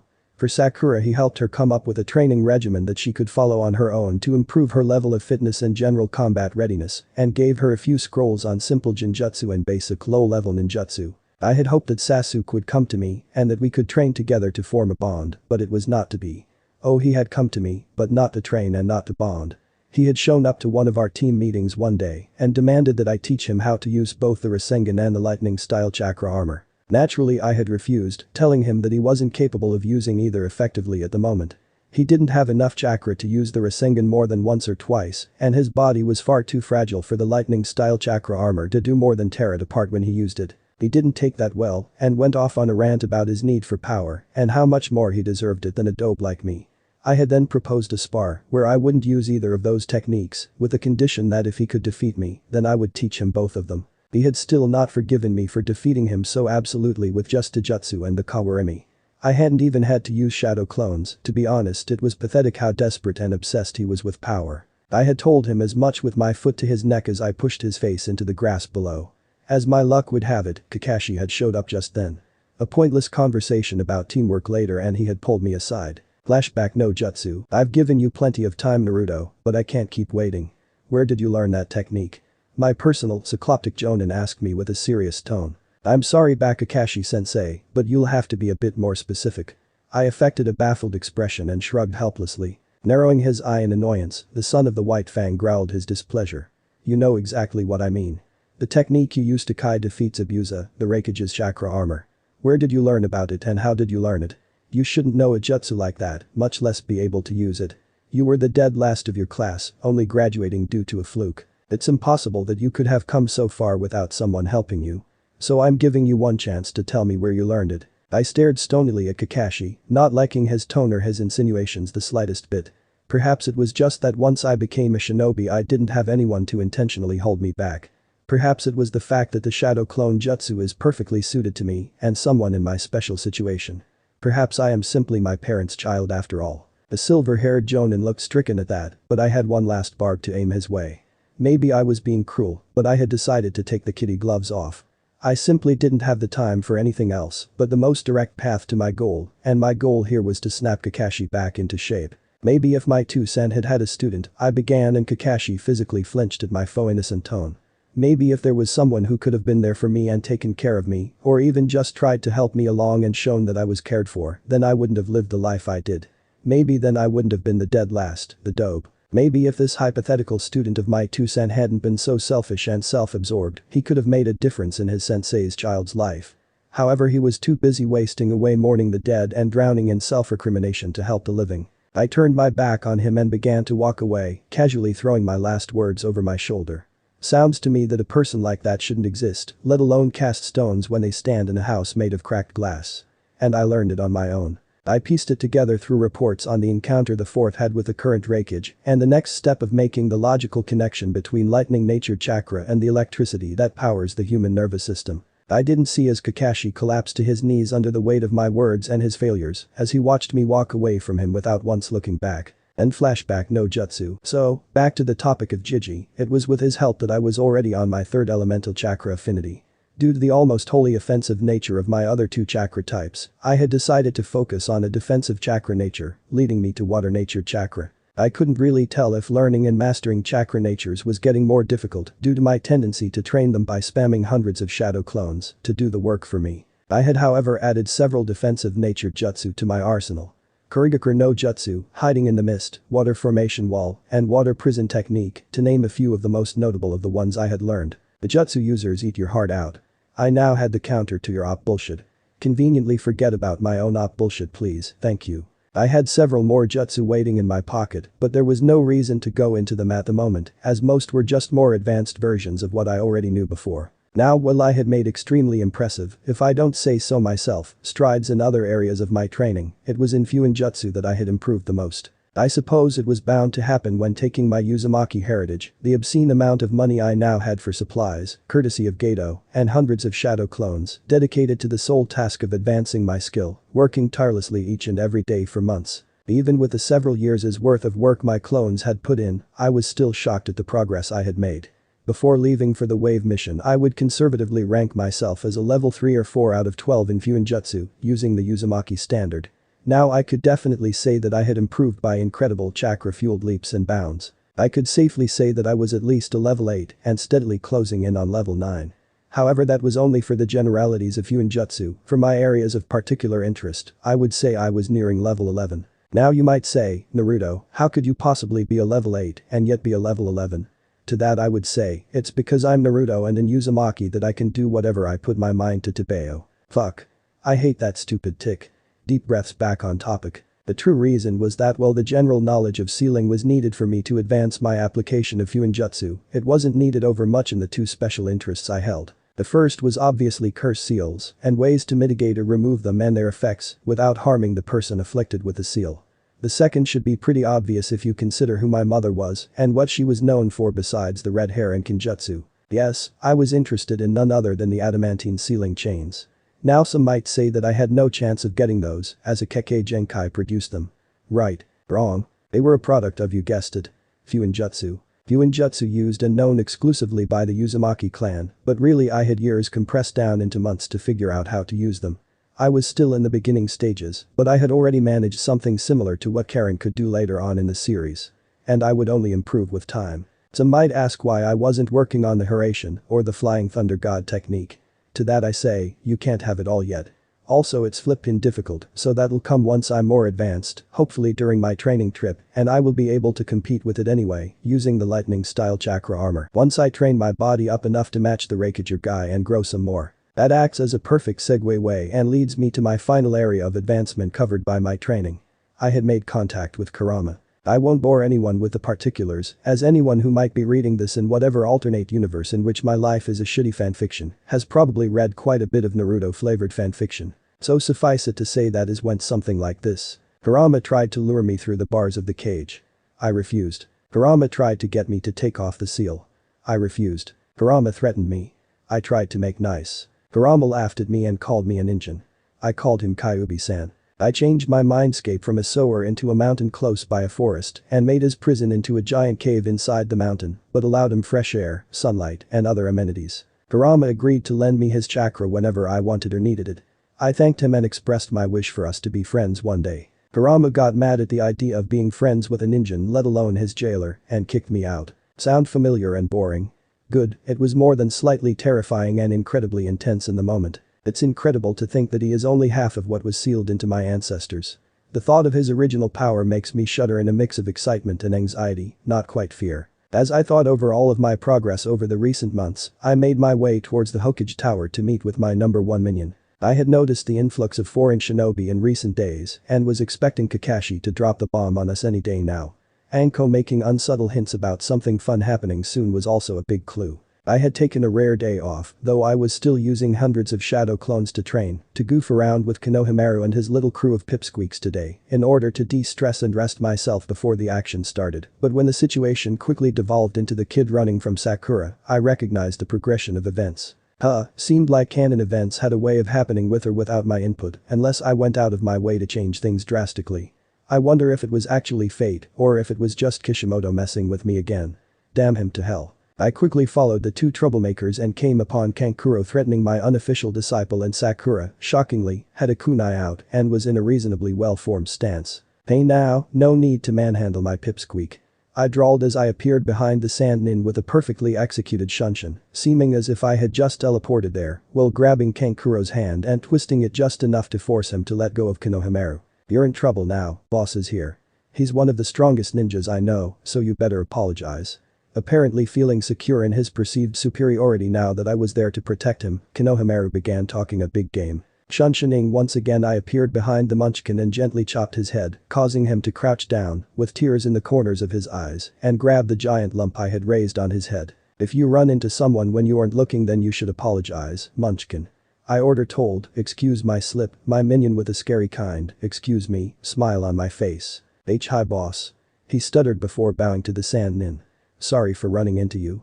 He then turned to me for approval. I gave him a nod and sent him on his way with a gentle, discreet push and a serious look. Taking the hint, he made himself scarce. Turning back to the foreign nin, I smiled at them. Sorry about him. He can be a bit immature and exuberant, but he's a good kid. Grandson to the Hokage, if you were wondering. I slipped in that tidbit to discourage retribution, and the way Kankuro went wide under his makeup, it's warped. Told me I'd scored a direct hit. Well, allow me to welcome our allies from Sand to Konoha. I offered as cheerfully as I could before taking Tamari's hand and placing a masked kiss on the back of it, causing her to blush prettily while raising an eyebrow at me. Might I have the pleasure of knowing the name of such a beautiful desert flower? I am Sabaku no Tamari, this idiot is my brother Kankuro. The offended protest offered by the catsuit-wearing freak was ignored. And the one up in the tree over there?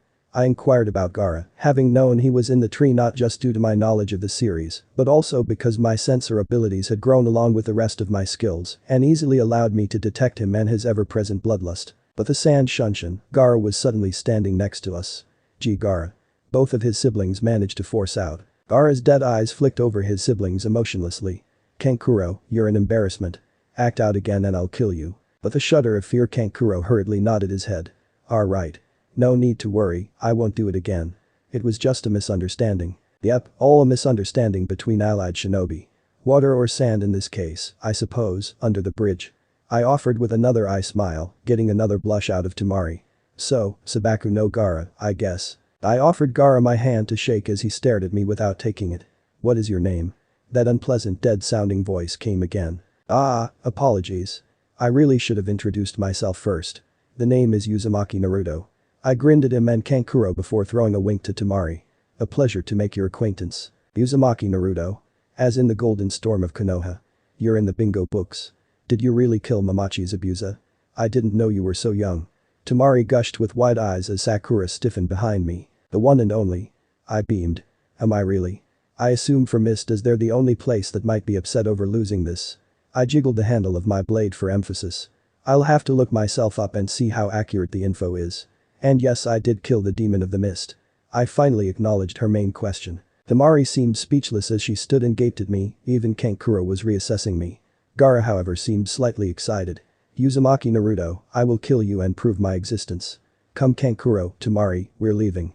With that he left in a sand shunshin. Kuro followed after him without a word, but Tamari threw me a wave and a coy smile before she followed her siblings. With a nod to Sakura I went my own way, the exams were fast approaching, and I needed to put together my supplies and prepare the battleground as best I could. It was a few days later when it happened. Kakashi delivered the form at a team meeting that he was obviously late to. As per usual these days, I showed up nearly 3 hours after the assigned time to meet.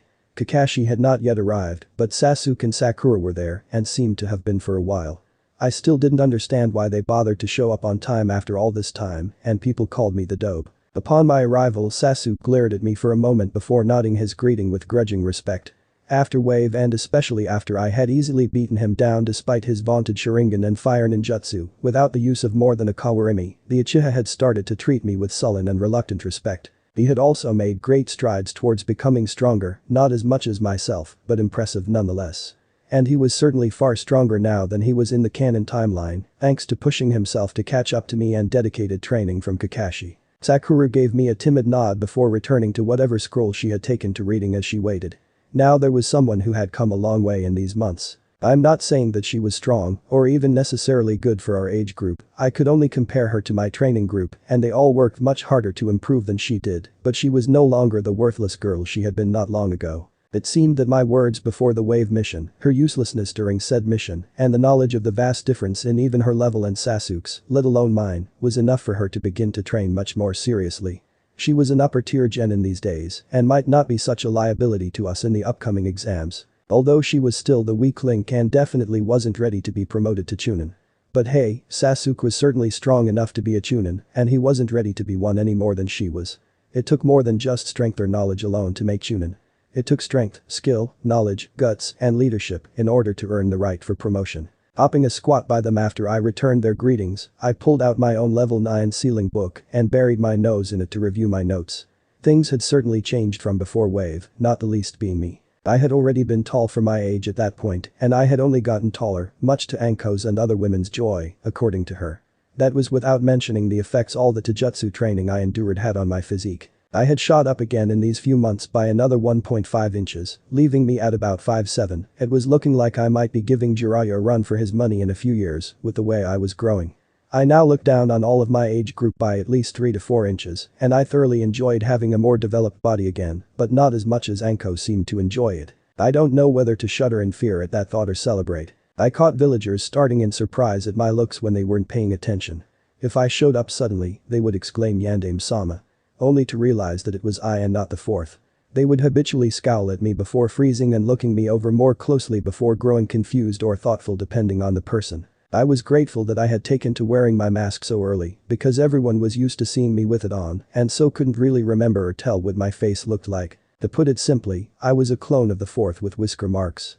I even wore my hair long and shaggy like him, except longer and in a spiky ponytail, but that was more for aesthetics and the hope that I would learn Jiraiya's hair jutsu at some point. I still hadn't seen any results of having Sasuke pour his chakra into me and taking in his cells from his blood, other than that my chakra seemed slightly easier to control and was slightly more potent. Before I could drift too far into my thoughts, Kakashi showed up. No one mentioned him being late. I was so relieved when we finally broke Sakura of her habit of echolocation, aka the Banshee Shriek attack. True, it was a devastating weapon, but friendly fire is discouraged.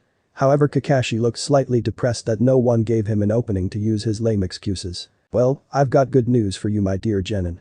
Kakashi I smiled at us, trying to sound enthusiastic and happy without coming off as filled with anticipation at our potential failure in the tasks ahead. Let me guess, you put our names forward for the Chunin exams. I guessed in a deadpan voice. Sagging slightly, Kakashi glanced at me before looking away and muttering just loud enough for us to hear him. You take all the fun out of being a Jonin sensei. In a louder and slightly less chipper voice than before he continued. Yes, as Naruto guessed, I put you forward for the Chunin exams. I have faith that you all are strong enough to do as well as anyone else your age and come out the other side better than you went in. Note that he said nothing about actually succeeding. However, it is your choice whether you go or not. If you decide to accept, then simply sign these forms and bring them with you to the room 301 at the academy in a week's time. But that our sensei handed each of us a form before making an excuse about us needing time to think, so training was cancelled for the day. While my teammates grumbled, this worked perfectly for me. My survival kit was fully packed and I had been prepping the forest of death with traps and surprises for over a week now. Another week of preparation would only serve me well. After coming to an agreement to meet back there a week from now if we were going to join, so that we could go together, I left to make use of my final week of preparations. Maybe I would be ready for Orochimaru maybe. The week passed quickly, my time was spent training as usual. Anko, however, became a constant staple by my side. My days went something like this: wake up in my not so crappy anymore apartment, money, clones, and Fuinjutsu can do a lot, which was covered in new defensive seals and traps, and free Anko from a trapper seal. Make breakfast for the two of us, go train with Lee and Guy. Ferry Anko back to her place so she could shower, as she would insist that she was too tired to walk, turn down her offer to shower together, go shower at my apartment. Go to my team meeting, train and take a ridiculously easy mission. Head to my training ground and get ambushed by Anko as soon as I arrived. Spar with Anko, defeat Anko and make her pout and whine. Suppress desire to kiss the pout off her lips, go into denial about my growing feelings towards her. Rationalize through the excuse of puberty. Continuously drop hints about what a good idea it would be to have a few squads of Anbu patrolling or watching the Forest of Death during the exams in case something goes epically wrong or some other village's ninja try to pull something. I Anko Dango coincidentally run into the girls who are totally not spying on us, Ino, Tenten and Hinata, at random times. Talk to Gigi about upping security for the exams as a show of strength to the other villages and to prove that the leaf was fully recovered, even if we weren't. Take Anko to dinner at my place or Ichiraku Ramen. Whenever we saw Kurenai, Anko would hurriedly pull me away and flee from the crimson-eyed beauty. It was like that my days passed. Oh, did I forget the hundreds of shadow clones that were training around the clock or the dozens that were turning the Forest of Death into my own version of Genin Hell. Must have forgotten to mention that, oops. When the day of the exams came, I was glad to see my teammates walking towards me where I waited at our meeting spot. Jumping down from the tree I had been lounging in, I nodded at both of them and without a word headed towards the academy. As we walked I noticed Sasuke sending me speculative glances, as if weighing the benefits of making nice with me during the exams, as I was the strongest out of us. He seemed to have come to a decision as he called out to me. Dope. I don't know anyone of that name around here. You see someone you know? I asked the Uchiha innocently. A tick mark appeared on his head before he took a deep calming breath. Uzumaki. We may not get along, but you are strong, and I know you won't hold me back. Therefore we should work together during these exams to get promoted. Sure thing Sasuke, I've never had any bones about working with you. Let's do our best whatever comes. You too Sakura. I smiled at them happily before continuing to walk towards our destination. HN. Was Sasuke's only response, but I detected satisfaction in the grunt. Sakura knew that she had come a long way towards becoming an actual kunoichi, and most of that could be laid at Naruto's feet. He had really changed since the academy. It was like he wasn't even the same person anymore. Her eyes flicked back and forth between her two teammates, both of them were strong, much stronger than her.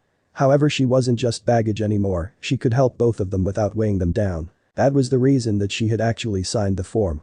She didn't want to always be a hindrance for her team, she wanted to stand on equal footing with them, and she knew that her team was stronger than any other genin that would show up. That alone gave her the confidence to apply for the exams, even if she knew that she was nowhere near ready to become a chunin. If she was honest with herself, and that was hard with inner Sakura yelling in her head, she didn't really think that Sasuke was ready either. Her crush wouldn't be able to lead a team that he only considered a liability and was more likely to disregard than to work with. She hoped that they would make it through the exams and come out the other side stronger and if possible, closer than they were when they went in. Ignore the Jinjutsu.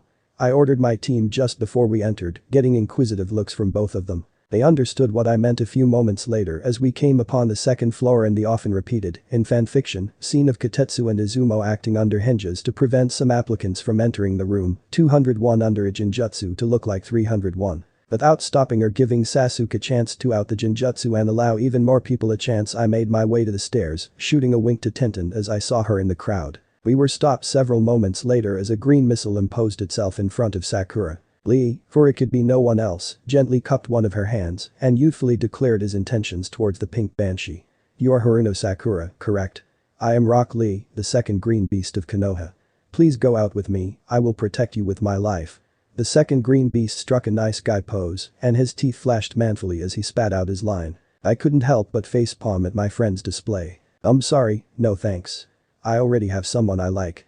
Sakura replied kindly, her eyes darting over to where Sasuke and I stood waiting. Lee collapsed in agony and despair at the rejection, wailing about how he would punish himself with training for his failure. Lee, get over it.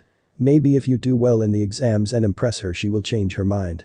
I half-heartedly offered consolation to the spandex-clad kid. Yosh. You are right, Naruto-san, I must fan my flames of youth and do well to impress her and show her my strength. Came the over-exuberant reply. Yeah, you do that, Lee. I offered weakly, still thrown off by the declarations of youth at overly loud volumes. Turning on a dime, Lee appeared in front of Sasuke. You must be Uchiha Sasuke, Naruto-san's other teammate. HN. That was the expected response, and the one he gave. I am Rock Lee, fight me. Lee was starting to wear on my nerves. I was already on edge because I knew Orochimaru would be around, and I just wanted to get this over with as soon as possible. HMPH, you know who I am and you still want to fight me? Foolish. The arrogant asshole replied. No, I wasn't talking about myself. I meant Sasuke. Taking a hold of both Sasuke and Sakura, I began to drag them towards the waiting room. Save your strength for the Chunin exams and the challenges ahead. Fight your allies later when your promotion does not rest on your performance in the next few hours. I left behind a gaping Lee. He was not able to comprehend someone rejecting a direct challenge, and his brain had overloaded with the double load of rejections he had received in as many minutes. I only let them go when we approached room 301 and saw Kakashi-sensei there. I flapped my hand dismissively at him. Yeah. We could only enter as a team and you didn't want Sasuke or me to pressure Sakura into coming if she didn't feel she was ready. You have faith in us, blah blah blah. You really do ruin everything for me, don't you? Our sensei asked as he hung his head in depression as clouds began to form and storm over him. Yep, it's a gift. However, it was a good idea, maybe you can actually be a decent sensei if you work at it. I threw my father's student a bone as I walked past him and into the room beyond. When everyone turned to look at us, Sasuke looked back uncaringly and Sakura only jumped slightly before stealing her nerve. I just looked around for people I recognized, unconcerned with the rabble. Sasuke-kun, Naru-kun. You guys are here too. A blonde projectile impacted my back and I felt a subtle squish, hinting at my assailant's sex and developing assets. Ino-chan, good to see you, even if I did just see you 2 days ago. Yeah, we were entered too. Are the rest of our academy class here too?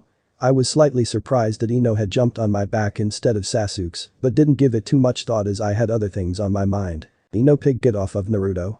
I could feel Sakura's confusion that Ino was latched onto me and not Sasuke, as was her usual routine. Oh, come off it, forehead. What do you care if I want to hug Naru-kun? Sasuke-kun doesn't like getting touched too much anyway. Ino explained away her actions with a dismissive flap of her hand and an imperceptible blush. Naru-kun? Sakura muttered to herself in confusion. Troublesome. You guys are here too? Shikamaru asked rhetorically as he and the rest of the Rookie 9 approached us. Yo, Shika. Of course we're here, we couldn't have Konoha's only decent male representation be someone too lazy to actually fight. I joked with the pineapple-haired boy. This is going to go downhill fast, troublesome blondes. First you put the fire into Asuma-sensei to train us, then you do the same for Ino. I can hardly find time to watch clouds or play shogi these days.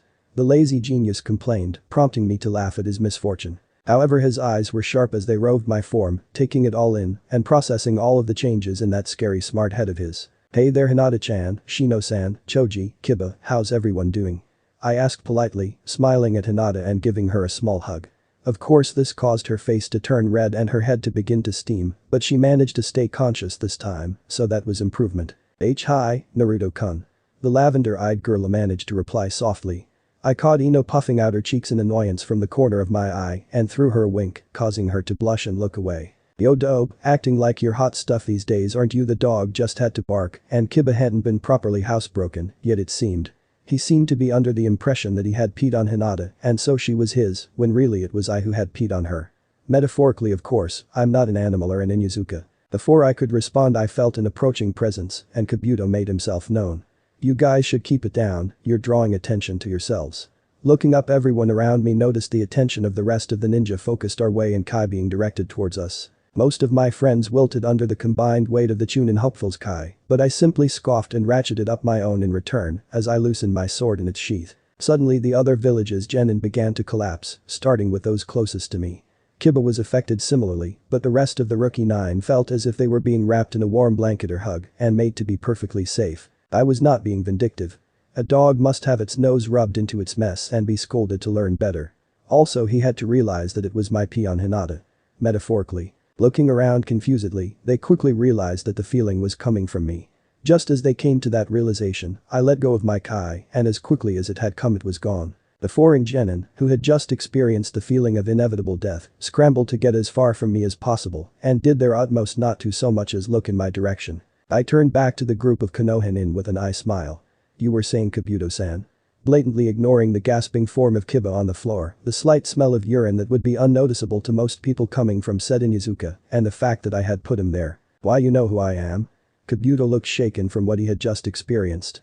He probably didn't know how much I had improved since graduating the academy. Even if I was in the bingo books now, there couldn't be all that much information on me available. After all, reading that the dead last of a class had killed an A-rank ninja and experiencing that former dead last's power, which surpassed your own, firsthand, were very different things. Well, yeah, I try to know as much as I can about the people I might be working with or against.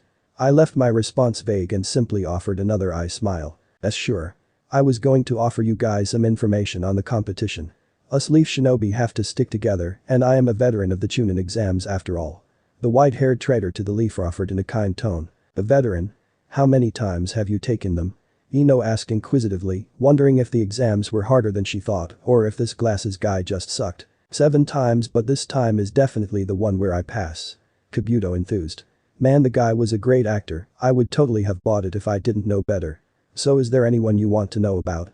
I have quite a bit of info on the contestants on my ninja info cards.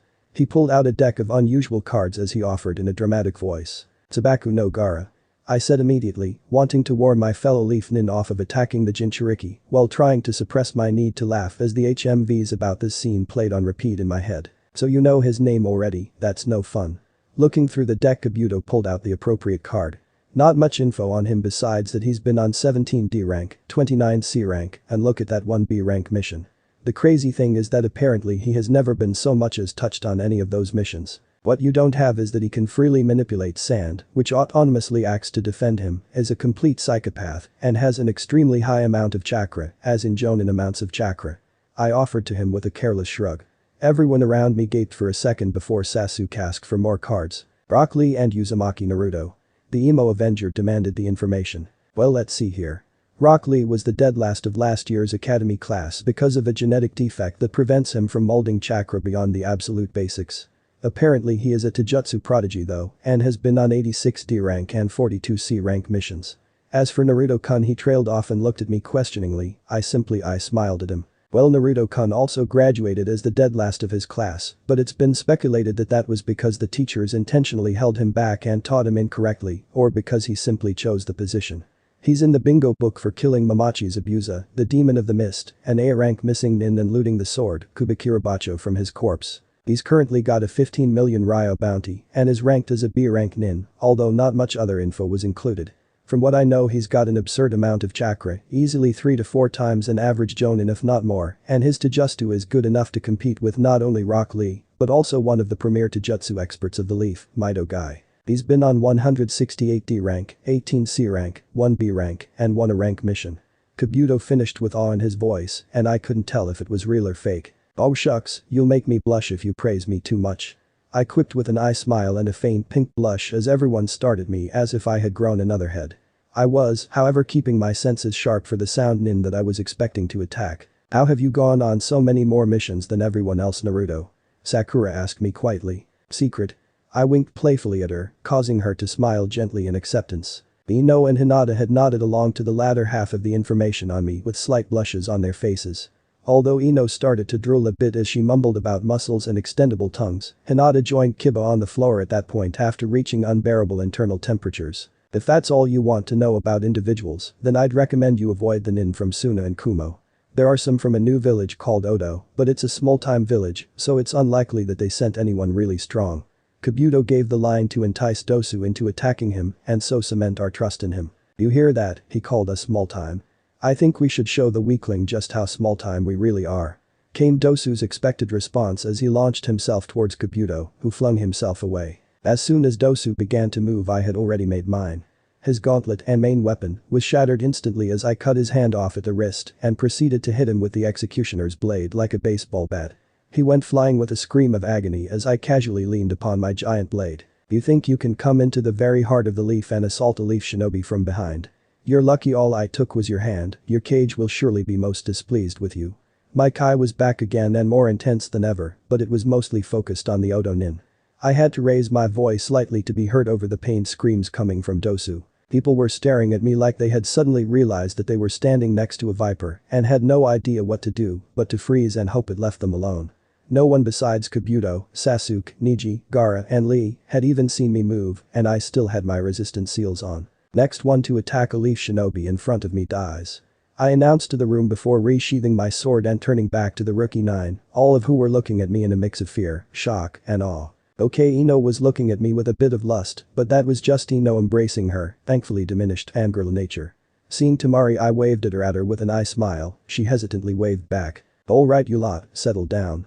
The instructor, Marino Ibiki, arrived to find almost all of the non-Konoha shinobi cowering, the leaf shinobi staring at the tall blonde in their ranks, as if he was insane and very cool, and the team of Odo Nin trying to stem the bleeding from one of their members' stump, which he was sure used to have a hand attached to it. What the bloody hell happened here? Somehow he knew this was Midarashi's fault. Somewhere in Konoha, Anko sneezed and threatened to eviscerate whomever was talking about her as she worked on a totally badass banner and thought about how she would make her entrance once the Gakkis were done with the first part of the exam. She wanted to make sure she made a suitable impression on all of them and impressed Blondie-kun. She giggled perversely as a wonderful idea struck her. Blondie-kun would love it. I shivered for some unexplained reason. It definitely wasn't because Ibiki was glaring at me as if he could set me on fire with his eyes. Sorry bud, you need the Mangekyo Sharingan for that trick. Once the medics had carted Dosu off to attempt to reattach his hand, Ibiki had tried to question me. I had simply responded that I was protecting a fellow shinobi of Konoha from an unprovoked attack and that whatever consequences were brought by that attack rested solely on the aggressor, namely Dosu. It was hard to argue with logic like that, especially when no one disputed that Dosu had indeed been the one to attack unprovoked. I had just responded with greater force, nothing could be done about it. And so the test had continued on unabated. This exam has a few important rules, if you break them you're out, so listen up. The first rule is simple enough, you all start off with 10 points and the written exam has 10 questions. Each question on the exam is worth 1 point, however we are working on a point reduction system. That means that if you get a question wrong, you lose a point from the 10 you start with. The second rule is that your team's total score will determine whether you pass or fail. Ibiki was interrupted at this point by some discontented muttering and shouts from the genin gathered to take the test. There's a reason the rules are set up like this, so shut up and listen, or leave. Everyone quieted down at that and he continued. The third rule is that if you are caught cheating 2 points will be deducted from your final score, that's for every time you are caught.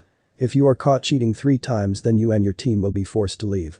So think very carefully before cheating and putting your and your teammates' futures as shinobi at risk. Now that the rules have been laid out, you have an hour. Begin. This test would be ridiculously easy for me as the clones I had sent earlier to blend in inside this room were perfectly situated to observe and gather the answers for me, future knowledge and hacks no jutsu for the win, but as I looked at the questions I knew that I could do these easily by myself. All that time I spent in the libraries when I first got here was paying dividends. So I quickly and easily answered all the questions and then signaled a clone to pop if it had identified a Chunin plant. When the knowledge of the plant's answers popped into my head I checked my answers and swiftly adjusted the one I had made a small mistake on. Then I flipped my sheet over and put my feet up on the table to nap for the rest of the time.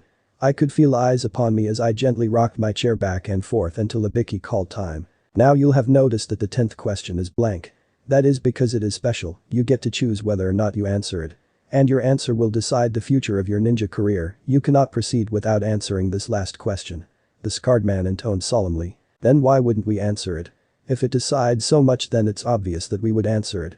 Temari spoke up condescendingly. The reason why you would choose not to answer is that if you get it wrong, then you will remain a genin forever and all hope for you to advance will disappear. That statement was met with outrage and disbelief. Shinobi and Kunoichi from every village shouted out in protest and questioned his authority to do what he threatened. Quiet. The T&I specialist bellowed, quieting the rowdy genin.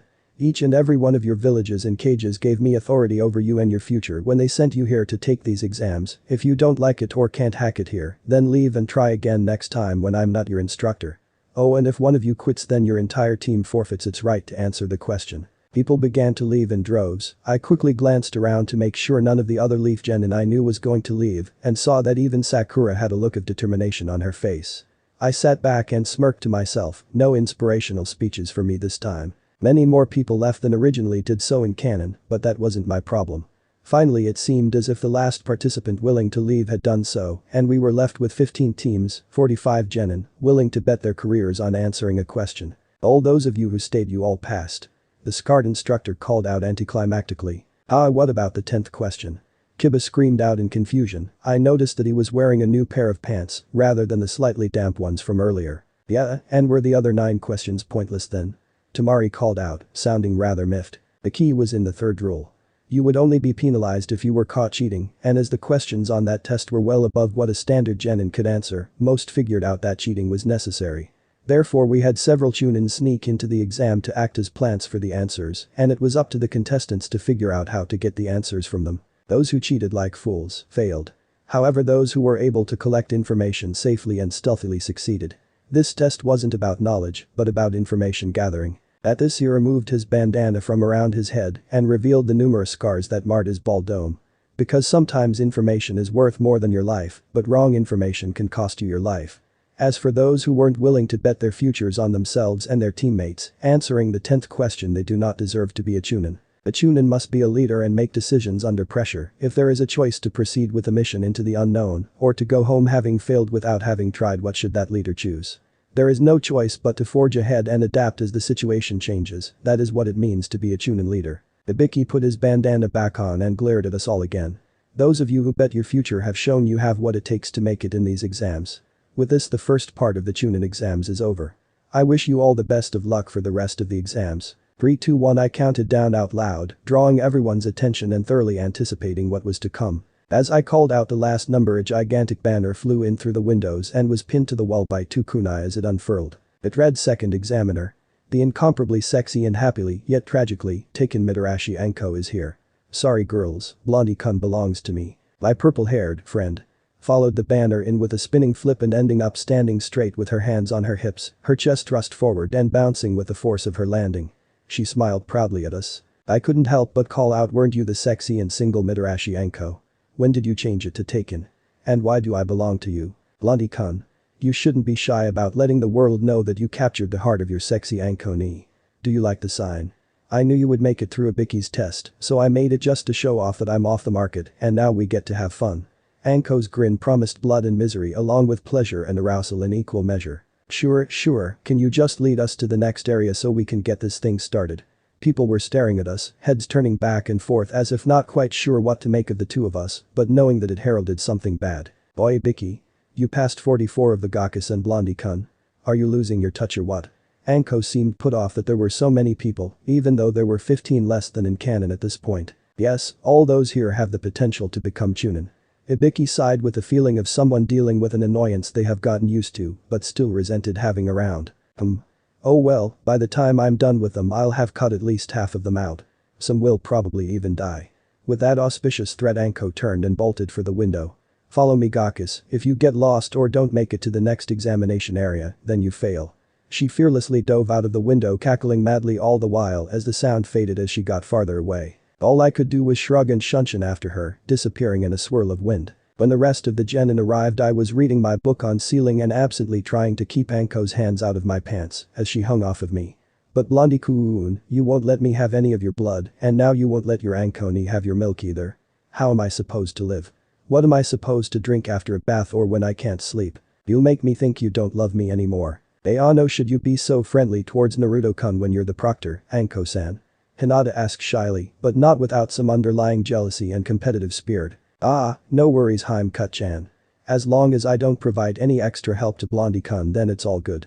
Besides, Blondie-kun is the least likely to need my help out of everyone here. Anko flashed another grin before letting out a disappointed sigh. Although I suppose now that everyone is here I should do my job. She hopped up to stand on my shoulders, inevitably drawing my eyes up with a movement, and before I could force myself to look away, I was treated by the sight of a flash of black lace under the mesh of her shorts. Anko seemed to know exactly what happened regardless of how quickly I looked away. You can see more later if you like Blondie-kun, but for now I've got to work. Alright Gakkus, the next portion of the Chunin exams takes place in my home away from home, the Forest of Death. Before we get started I need you all to sign these forms, don't worry about them, they are just waivers to relieve Konoha from the responsibility of your death if you kick it while in there. Ah, look at that bitch trying to scare us. Kiba laughed out, not taking Anko's warning seriously at all. That changed when his face was cut by a flying kunai and she was suddenly behind him, holding his face in place as she lapped up his blood. Ah, blood from fresh innocent Gakkus like you is the best. Oh. Except for Blondie-kun's blood, you know I like yours the best Blondie-kun. And with that everything played out like canon, with Orochimaru posing as the Kusanin returning Anko's kunai, all of us getting a scroll. We had an earth scroll that I let Sasuke carry, and being told that we had 8 days to make it to the tower in the center of the forest. Just before we were to take our turn being released into the trees I approached Anko. I leaned in close to her and spoke into her ear as she grinned at me and palmed my crotch. That Kusanin isn't normal, I don't think she is who she is pretending to be. Make sure you and whatever Anbu were assigned to this task are ready to go, I have a feeling that things are about to go down in a big way. I might even have to get a bit foxy if push comes to shove. Her eyes widened momentarily before she grinned slyly at me. If you wanted to hug your Anko knee all you had to do was ask Blondie-kun. I'm sure you'll do fine in there, and if you do well we can play later. Not to mention I will be sure to reward you. Impressed by how well she played that off I reached around and groped her ass with both hands. She gasped in surprise at first before moaning wantonly and pushing closer into me as I forced her up onto her tiptoes.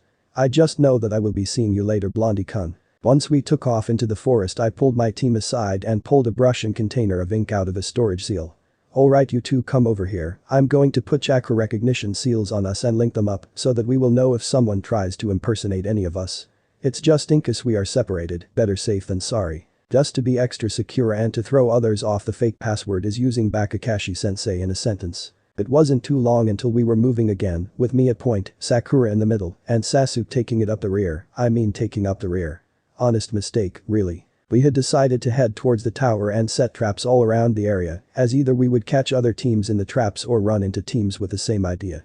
Not to mention I already had tons of traps and seals scattered throughout that area. It was at that time that the clones I had left scattered around the forest to man and reset the traps I had set over the last few weeks started to report in. My clones had already taken down several teams on their own, and the traps were only adding to the number of casualties. I created a clone and popped it to let them all know where I was and to instruct the clones nearest to my position to bring a heaven and an earth scroll and to keep the extra scrolls safe and sealed inside protected sealing scrolls. As I was setting the pace, we were pushing to Sasuke and Sakura's limits in order to avoid Orochimaru or at least have backup when he confronted us. However, despite how much both of them had improved they were still slower than I wanted us to move and the relatively frequent breaks began to wear on my nerves. It was during one such break that 2 clones approached us and retrieved a heaven and an earth scroll from their respective sealing scrolls before I sealed them into a seal inscribed on my chest to prevent it from being cut off obviously. With a nod to me they both took off again, now going to join the other clones I had around us to act as scouts. Hacks I tell you. Hacks, there is nothing that shadow clones cannot do given enough time. We had made it over halfway to the tower by my reckoning, and I finally felt a faint stirring of hope that we might make it through this without encountering the snake pedo. It was then that one of my clones popped and I cursed myself under my breath for jinxing it. Sasuke, Sakura, someone is coming.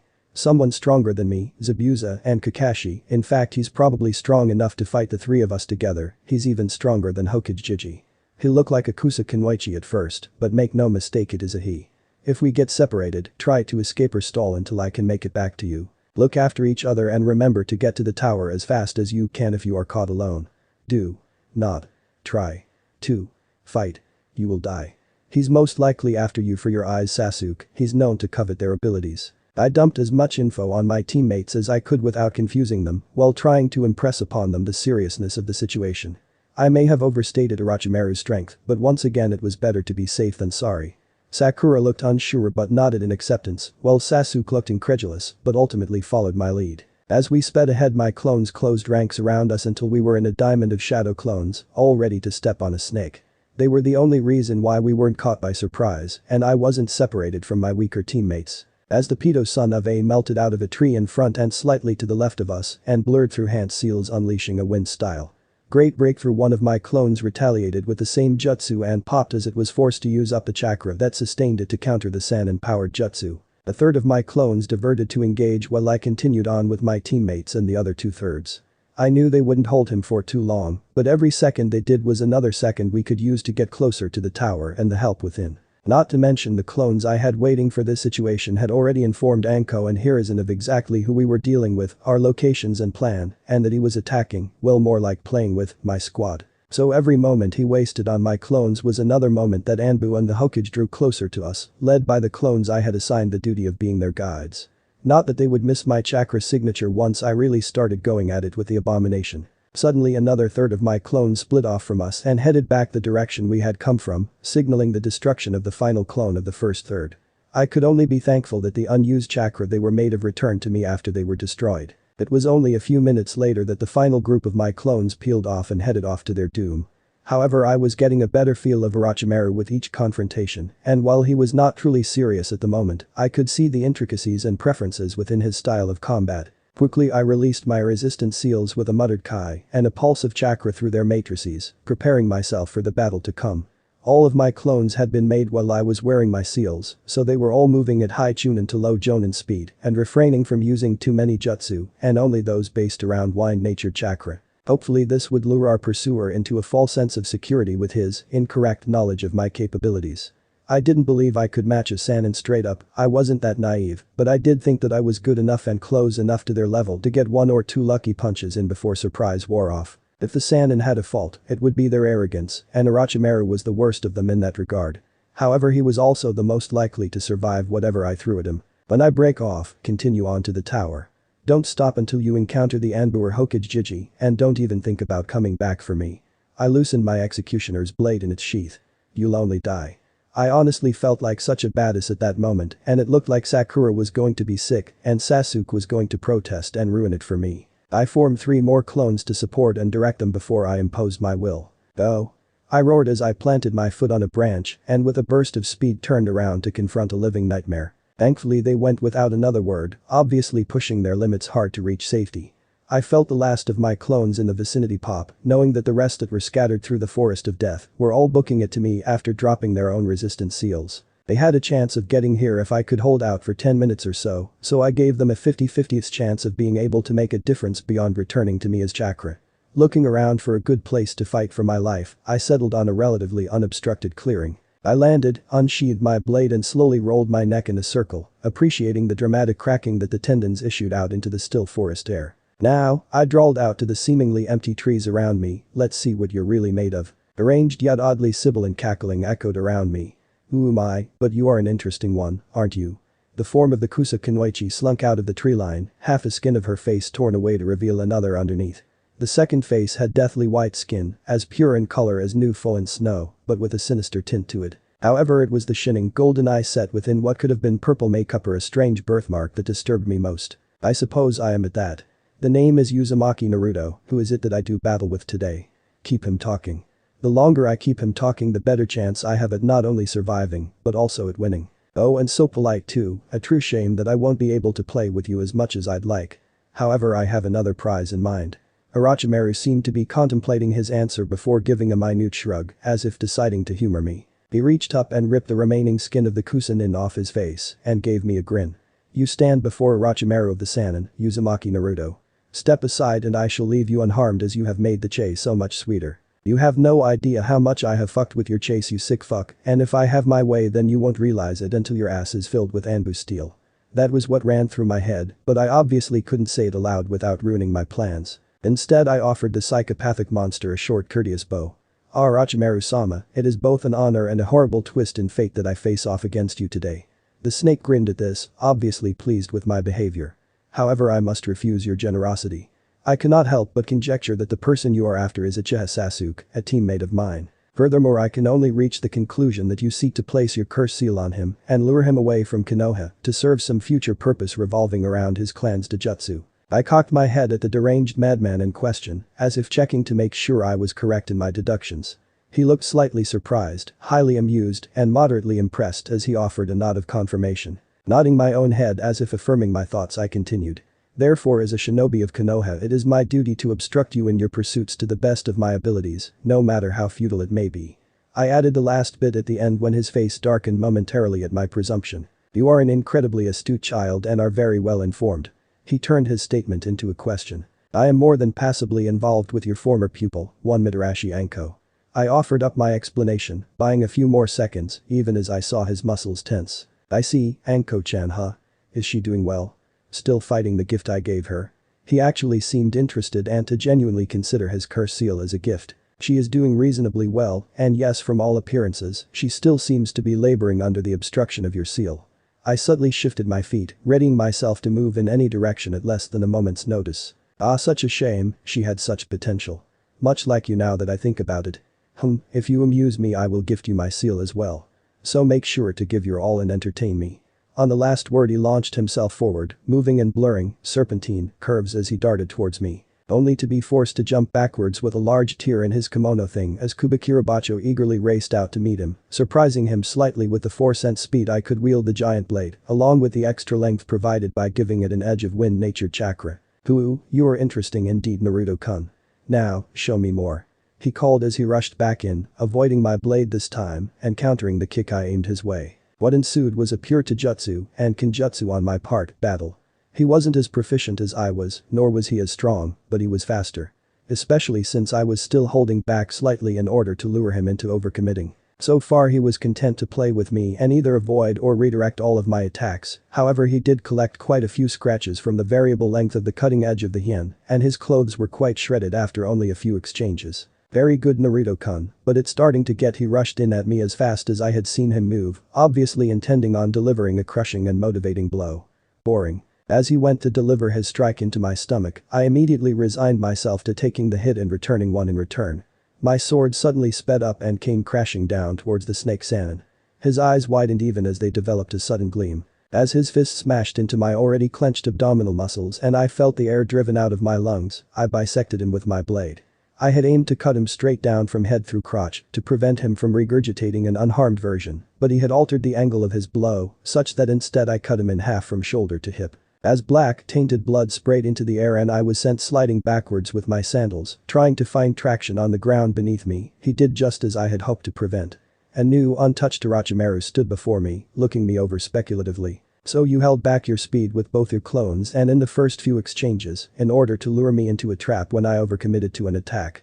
The abomination in human form titled his head before a giant grin broke out on his face. "Brilliant, Naruto-kun. Simply brilliant and very well executed. If I had been an instant slower that might well have done some extensive damage. Are you sure you are a genin?" "Truly. Yes, and it might surprise you to know I was the dead last of my graduation class as well." I grimaced as I gingerly felt my ribs, none were broken, and the bruising was ignorable and would fade quickly with my healing factor. He seemed shocked and perplexed before a look of glee stole over his face. "That makes no sense, how could someone as obviously gifted as yourself?" He broke out into his cackling again and threw his head back with the force of his laughter. "Deception is a ninja's greatest tool, is that not so, Naruto-kun?" "Indeed, Orochimaru-sama. Well, it was. However, that did not mean I had employed it, but somehow I felt he would want to dissect me if I told him that I was dumped in this body from another universe." "Good." He purred. "Show me more, Naruto-kun." The madman sounded ecstatic as the roots of the trees around me came up to entangle my legs and arms, trapping me and rendering me immobile and helpless. "Hi!" I yelled as I retracted and flared my chakra. I was just in time to whip Kiri-san, Kubikirabacho, up to intercept the sword of Kusanagi from its path to sever my arm. "Good, good." Orochimaru crowed happily. Strike after strike. Clash after clash. The clanging of blade on blade and the thudding of flesh on flesh filled the clearing as we pitted our might against the other. Periodically the pedo snake would attempt to snare me with ninjutsu, and unfortunately I had to break those on my own, as Kurama and I were not yet on the best of terms. Our positions had been reversed, and I was hard-pressed to keep myself from being cut to ribbons due to his greater speed and familiarity with his blade. While I was good with Kiri-san, I was no master yet, and the snake Sannin had obviously devoted a significant amount of time to learn the use of his blade. "Should we move on to ninjutsu?" I asked my opponent as we separated and entered a lull in the battle. "Oh? Why would we do that, Naruto-kun? Are you not enjoying our game as is?" came the amused response. He knew he was at an advantage as we stood, and neither of us had used ninjutsu, but he had no reason to believe that I could compete with him in that area, any more than I could compete with his mastery of jinjutsu, with my admittedly underwhelming skills in that area. I was good enough to escape even his best jinjutsu, primarily because I had so much chakra and was not shy about using it, but I still suffered damage and drained my reserves slightly every time I needed to do so. I did not even try to return fire with my own jinjutsu, as I didn't yet know any higher level ones, and my chakra control had only just gotten good enough to use them. As enjoyable as this is, I motioned at my rapidly healing wounds and my tattered outfit. "I think that you have determined where I stand in regards to taijutsu, kinjutsu, and jinjutsu. Admittedly, jinjutsu is my weakest area in regards to shinobi arts, but I think it's time for the lesson to move on." Once again letting loose a resonant laugh, Orochimaru grinned at me. "You amuse me greatly, Naruto-kun. It is a pity and a waste for you to remain in a place that will be as wasteful of your talent and potential as the leaf." I believe at the end of our lesson, I could hear the amusement at the term. "I will gift you my seal." And when the fools in the leaf squander your gifts and attempt to hold you back, know that you have a place at my side. After his speech and offer, which he did not give me the opportunity to respond to, he blurred through hand seals at a tremendous rate, one I could not compete with. Inhaling sharply and expanding his chest to such an extent that I wondered if he even had ribs, he unleashed a torrent of roaring flames at me. Fire style. Grand fireball. It was only through the judicious employment of Shunshin that I escaped unscathed. Well damn. That really was an impressive jutsu and definitely one that I wanted to learn in time. Another Shunshin took me away from the blade of his sword and another placed me behind him with my own blade already in motion. I cleaved through his body, only for it to dissolve into mud. Fuck. Mud clone. I shunshined a few more times to escape the retaliation I knew was coming, and sure enough another stream of fire hit and detonated upon the spot I had previously stood. Their use of the Shunshin is highly reminiscent of Uchiha Shisui. Were you taught by him in your younger years, or did you develop the skill on your own? Even as he attempted to bifurcate me and burn me to ashes, the snake still managed to sound thoughtful and intrigued as he awaited my answer. On my own. I grunted out in between Shunshins as I circled him before renewing my assault.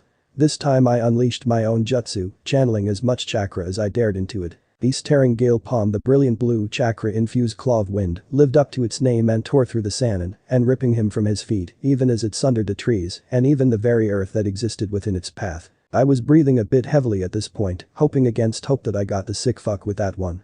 However, I knew it wouldn't be that easy, and as powerful as that jutsu was, especially when I used it, and as fast as I could unleash it without hand seals, I knew Orochimaru was too good to go down to that. True to form, he staggered out of the 20-meter, 65-foot rut my jutsu had torn through our surroundings. He looked haggard and injured, with blood running down his face and dripping from one uselessly hanging arm.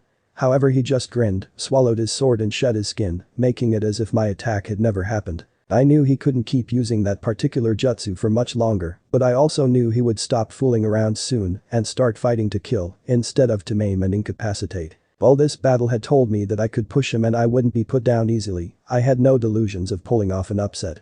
I had 2 or 3 moves left that I could try, but each was more dangerous and hazardous to my health than the last. I only had one move left that might grant me victory without the risk of grievous self-harm or going berserk and possibly harming my allies whenever the hell they actually got here. Time to end this, Naruto-kun. I have spent far too much time with you already, and as interesting and amusing as it has been, I really must be off.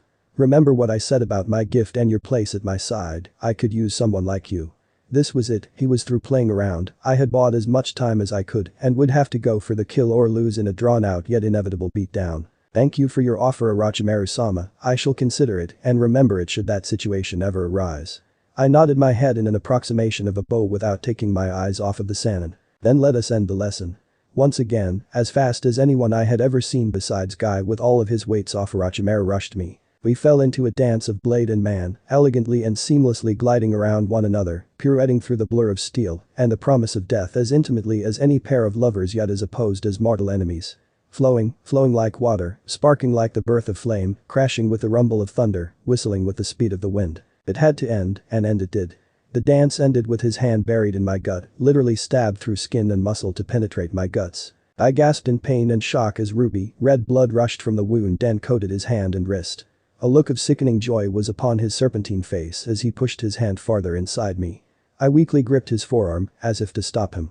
My grip was too weak, however, to actually matter, and he ignored it. Now, Naruto-kun, enjoy my gift and the power that comes with it. His neck extended suddenly, intent on sinking his fangs into my own much shorter neck. However, I had different plans. With a primal roar of agony and resolve, I tightened my grip on his forearm until I was pulping the bones within and locked him in place, even as lightning shrouded my form. His eyes widened in shock, bedumbum, as again my ploy had worked. In his arrogance and with the assurance that he was indeed the greater of us two, he had overcommitted and put himself in a situation that I could take advantage of. And this time he had let his guard down fully. He couldn't escape the crushing, burning, electrifying grip I had on him, nor could he evade the sword, coated with crackling lightning as it streaked through the air. The forward momentum of his own neck ensured that he had no time for adjustment, let alone escape. Just like that, my blade cleaved straight through the center of his head and neck, following them back to his body and continuing its gruesome work. Blood and other fluid sprayed everywhere, slicking my face, clothes, and everything within a 10-foot radius. I proceeded to cut, slash, burn, and generally obliterate every piece of the immortal monster I could find, starting from the top and working my way down. When I was sure I had gotten everything and I could not sense any sign of life despite searching as thoroughly as possible, I released a long breath and sheathed my sword, giving it an affectionate pat.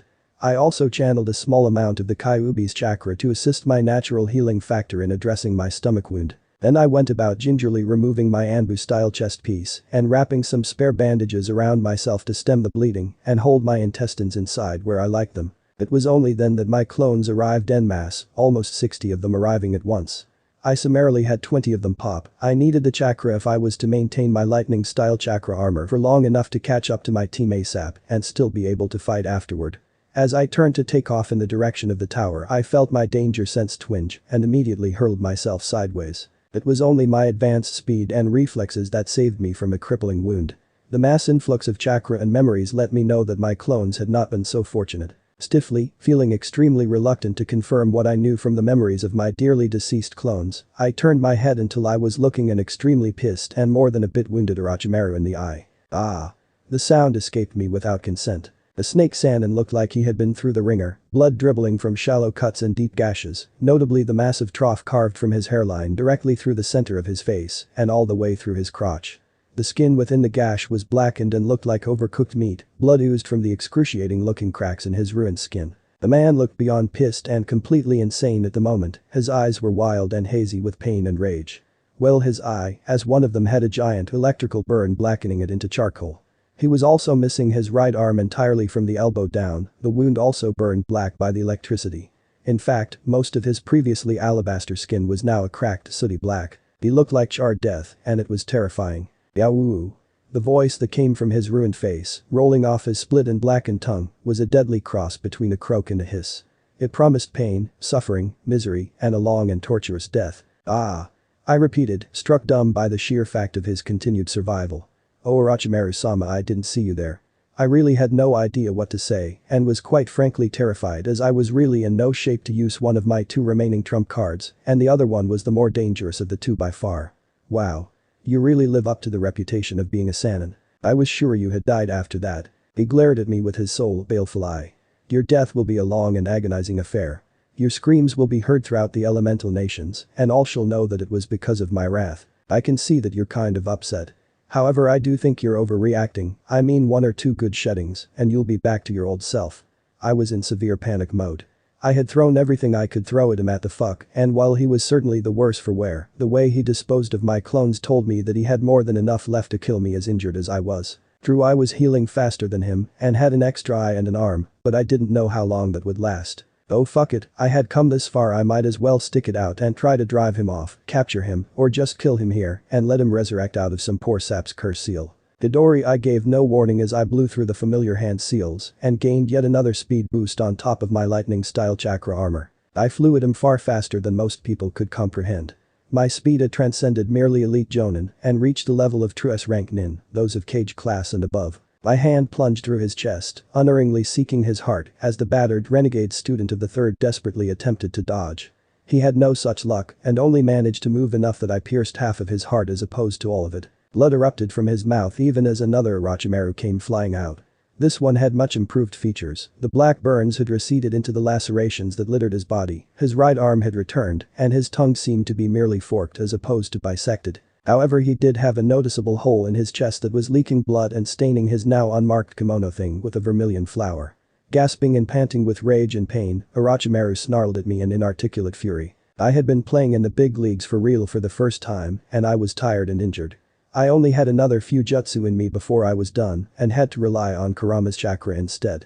Yep, that was obviously my second trump card that was the more dangerous, for others I cared about, of the 2. Seeing no other option but to go for it, I once again formed a Chidori in my right hand and in my left a swirling orb of screaming wind and chakra formed and bloated to enormous size. Uzumaki style. 1000 birds hurricane sphere, wind style. Idamura Sengen and Chidori dual wield. I took off like a rocket. A rocket covered in electricity with a lightning bolt attached to one wing and a hurricane condensed into a ball on the other. This time he dodged my Chidori much better and I only managed to plunge it into his shoulder bone. It was enough. As my lightning-covered hand, which was holding more lightning, pierced through the snake and drove him through a tree only to pin him to another as once again blood shot from his maw.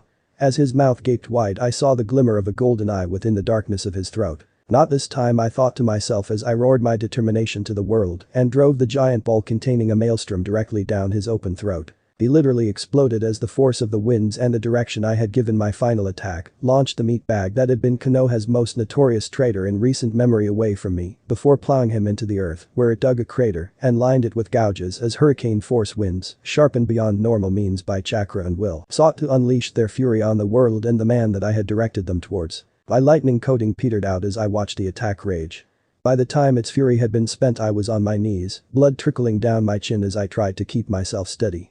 After all, any man would have trouble staying upright if the world began spinning and shaking underneath him. That had to have done it. There was no way he could have survived that.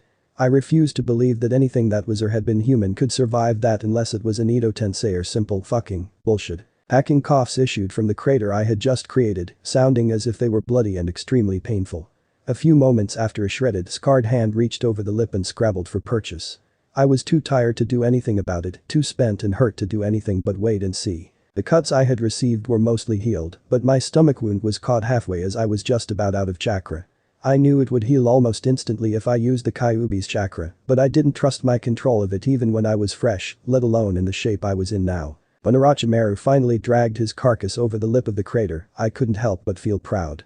He was gasping for air and obviously exhausted and in unmitigated pain. Most of the wounds I had given him appeared to be newly healed scars, still tender and ready to split at any overexertion. Unfortunately, he had all of his limbs and, while dangerously low on chakra and stamina, still seemed fully functional. Well, fuck. I managed to gasp out. And indeed, Naruto-kun, came the thin response. Nothing was heard beyond our labored breathing and hacking coughs. Finally, I mustered up the courage and strength to speak again. This time I was more composed. So are you going to try to kill me again? I couldn't help but ask sardonically. I would have lifted an eyebrow, but was too tired. Hacking, wheezing laughter was his response. No, once I am recovered I will simply deliver my gift unto you and then catch up to Sasuke-kun. I will need to hurry, I spent too much time playing with you and then you surprised me not once, but twice. I have one or two more surprises left in me yet. I supplied, enjoying the banter with Orochimaru despite myself. What does that say about me? Ignore and go into denial. Everything is fine. Pulling himself unsteadily to his feet, Orochimaru once again grinned down at me where I knelt surrounded by the scars our battle had left on the land. Now then, Naruto-kun, stay still. This will only hurt for a bit. His neck once again raced at me. I closed my eyes and called Kurama's caustic chakra to the surface and cloaked myself in it, feeling my wounds heal and my stamina and chakra replenish at an astounding rate.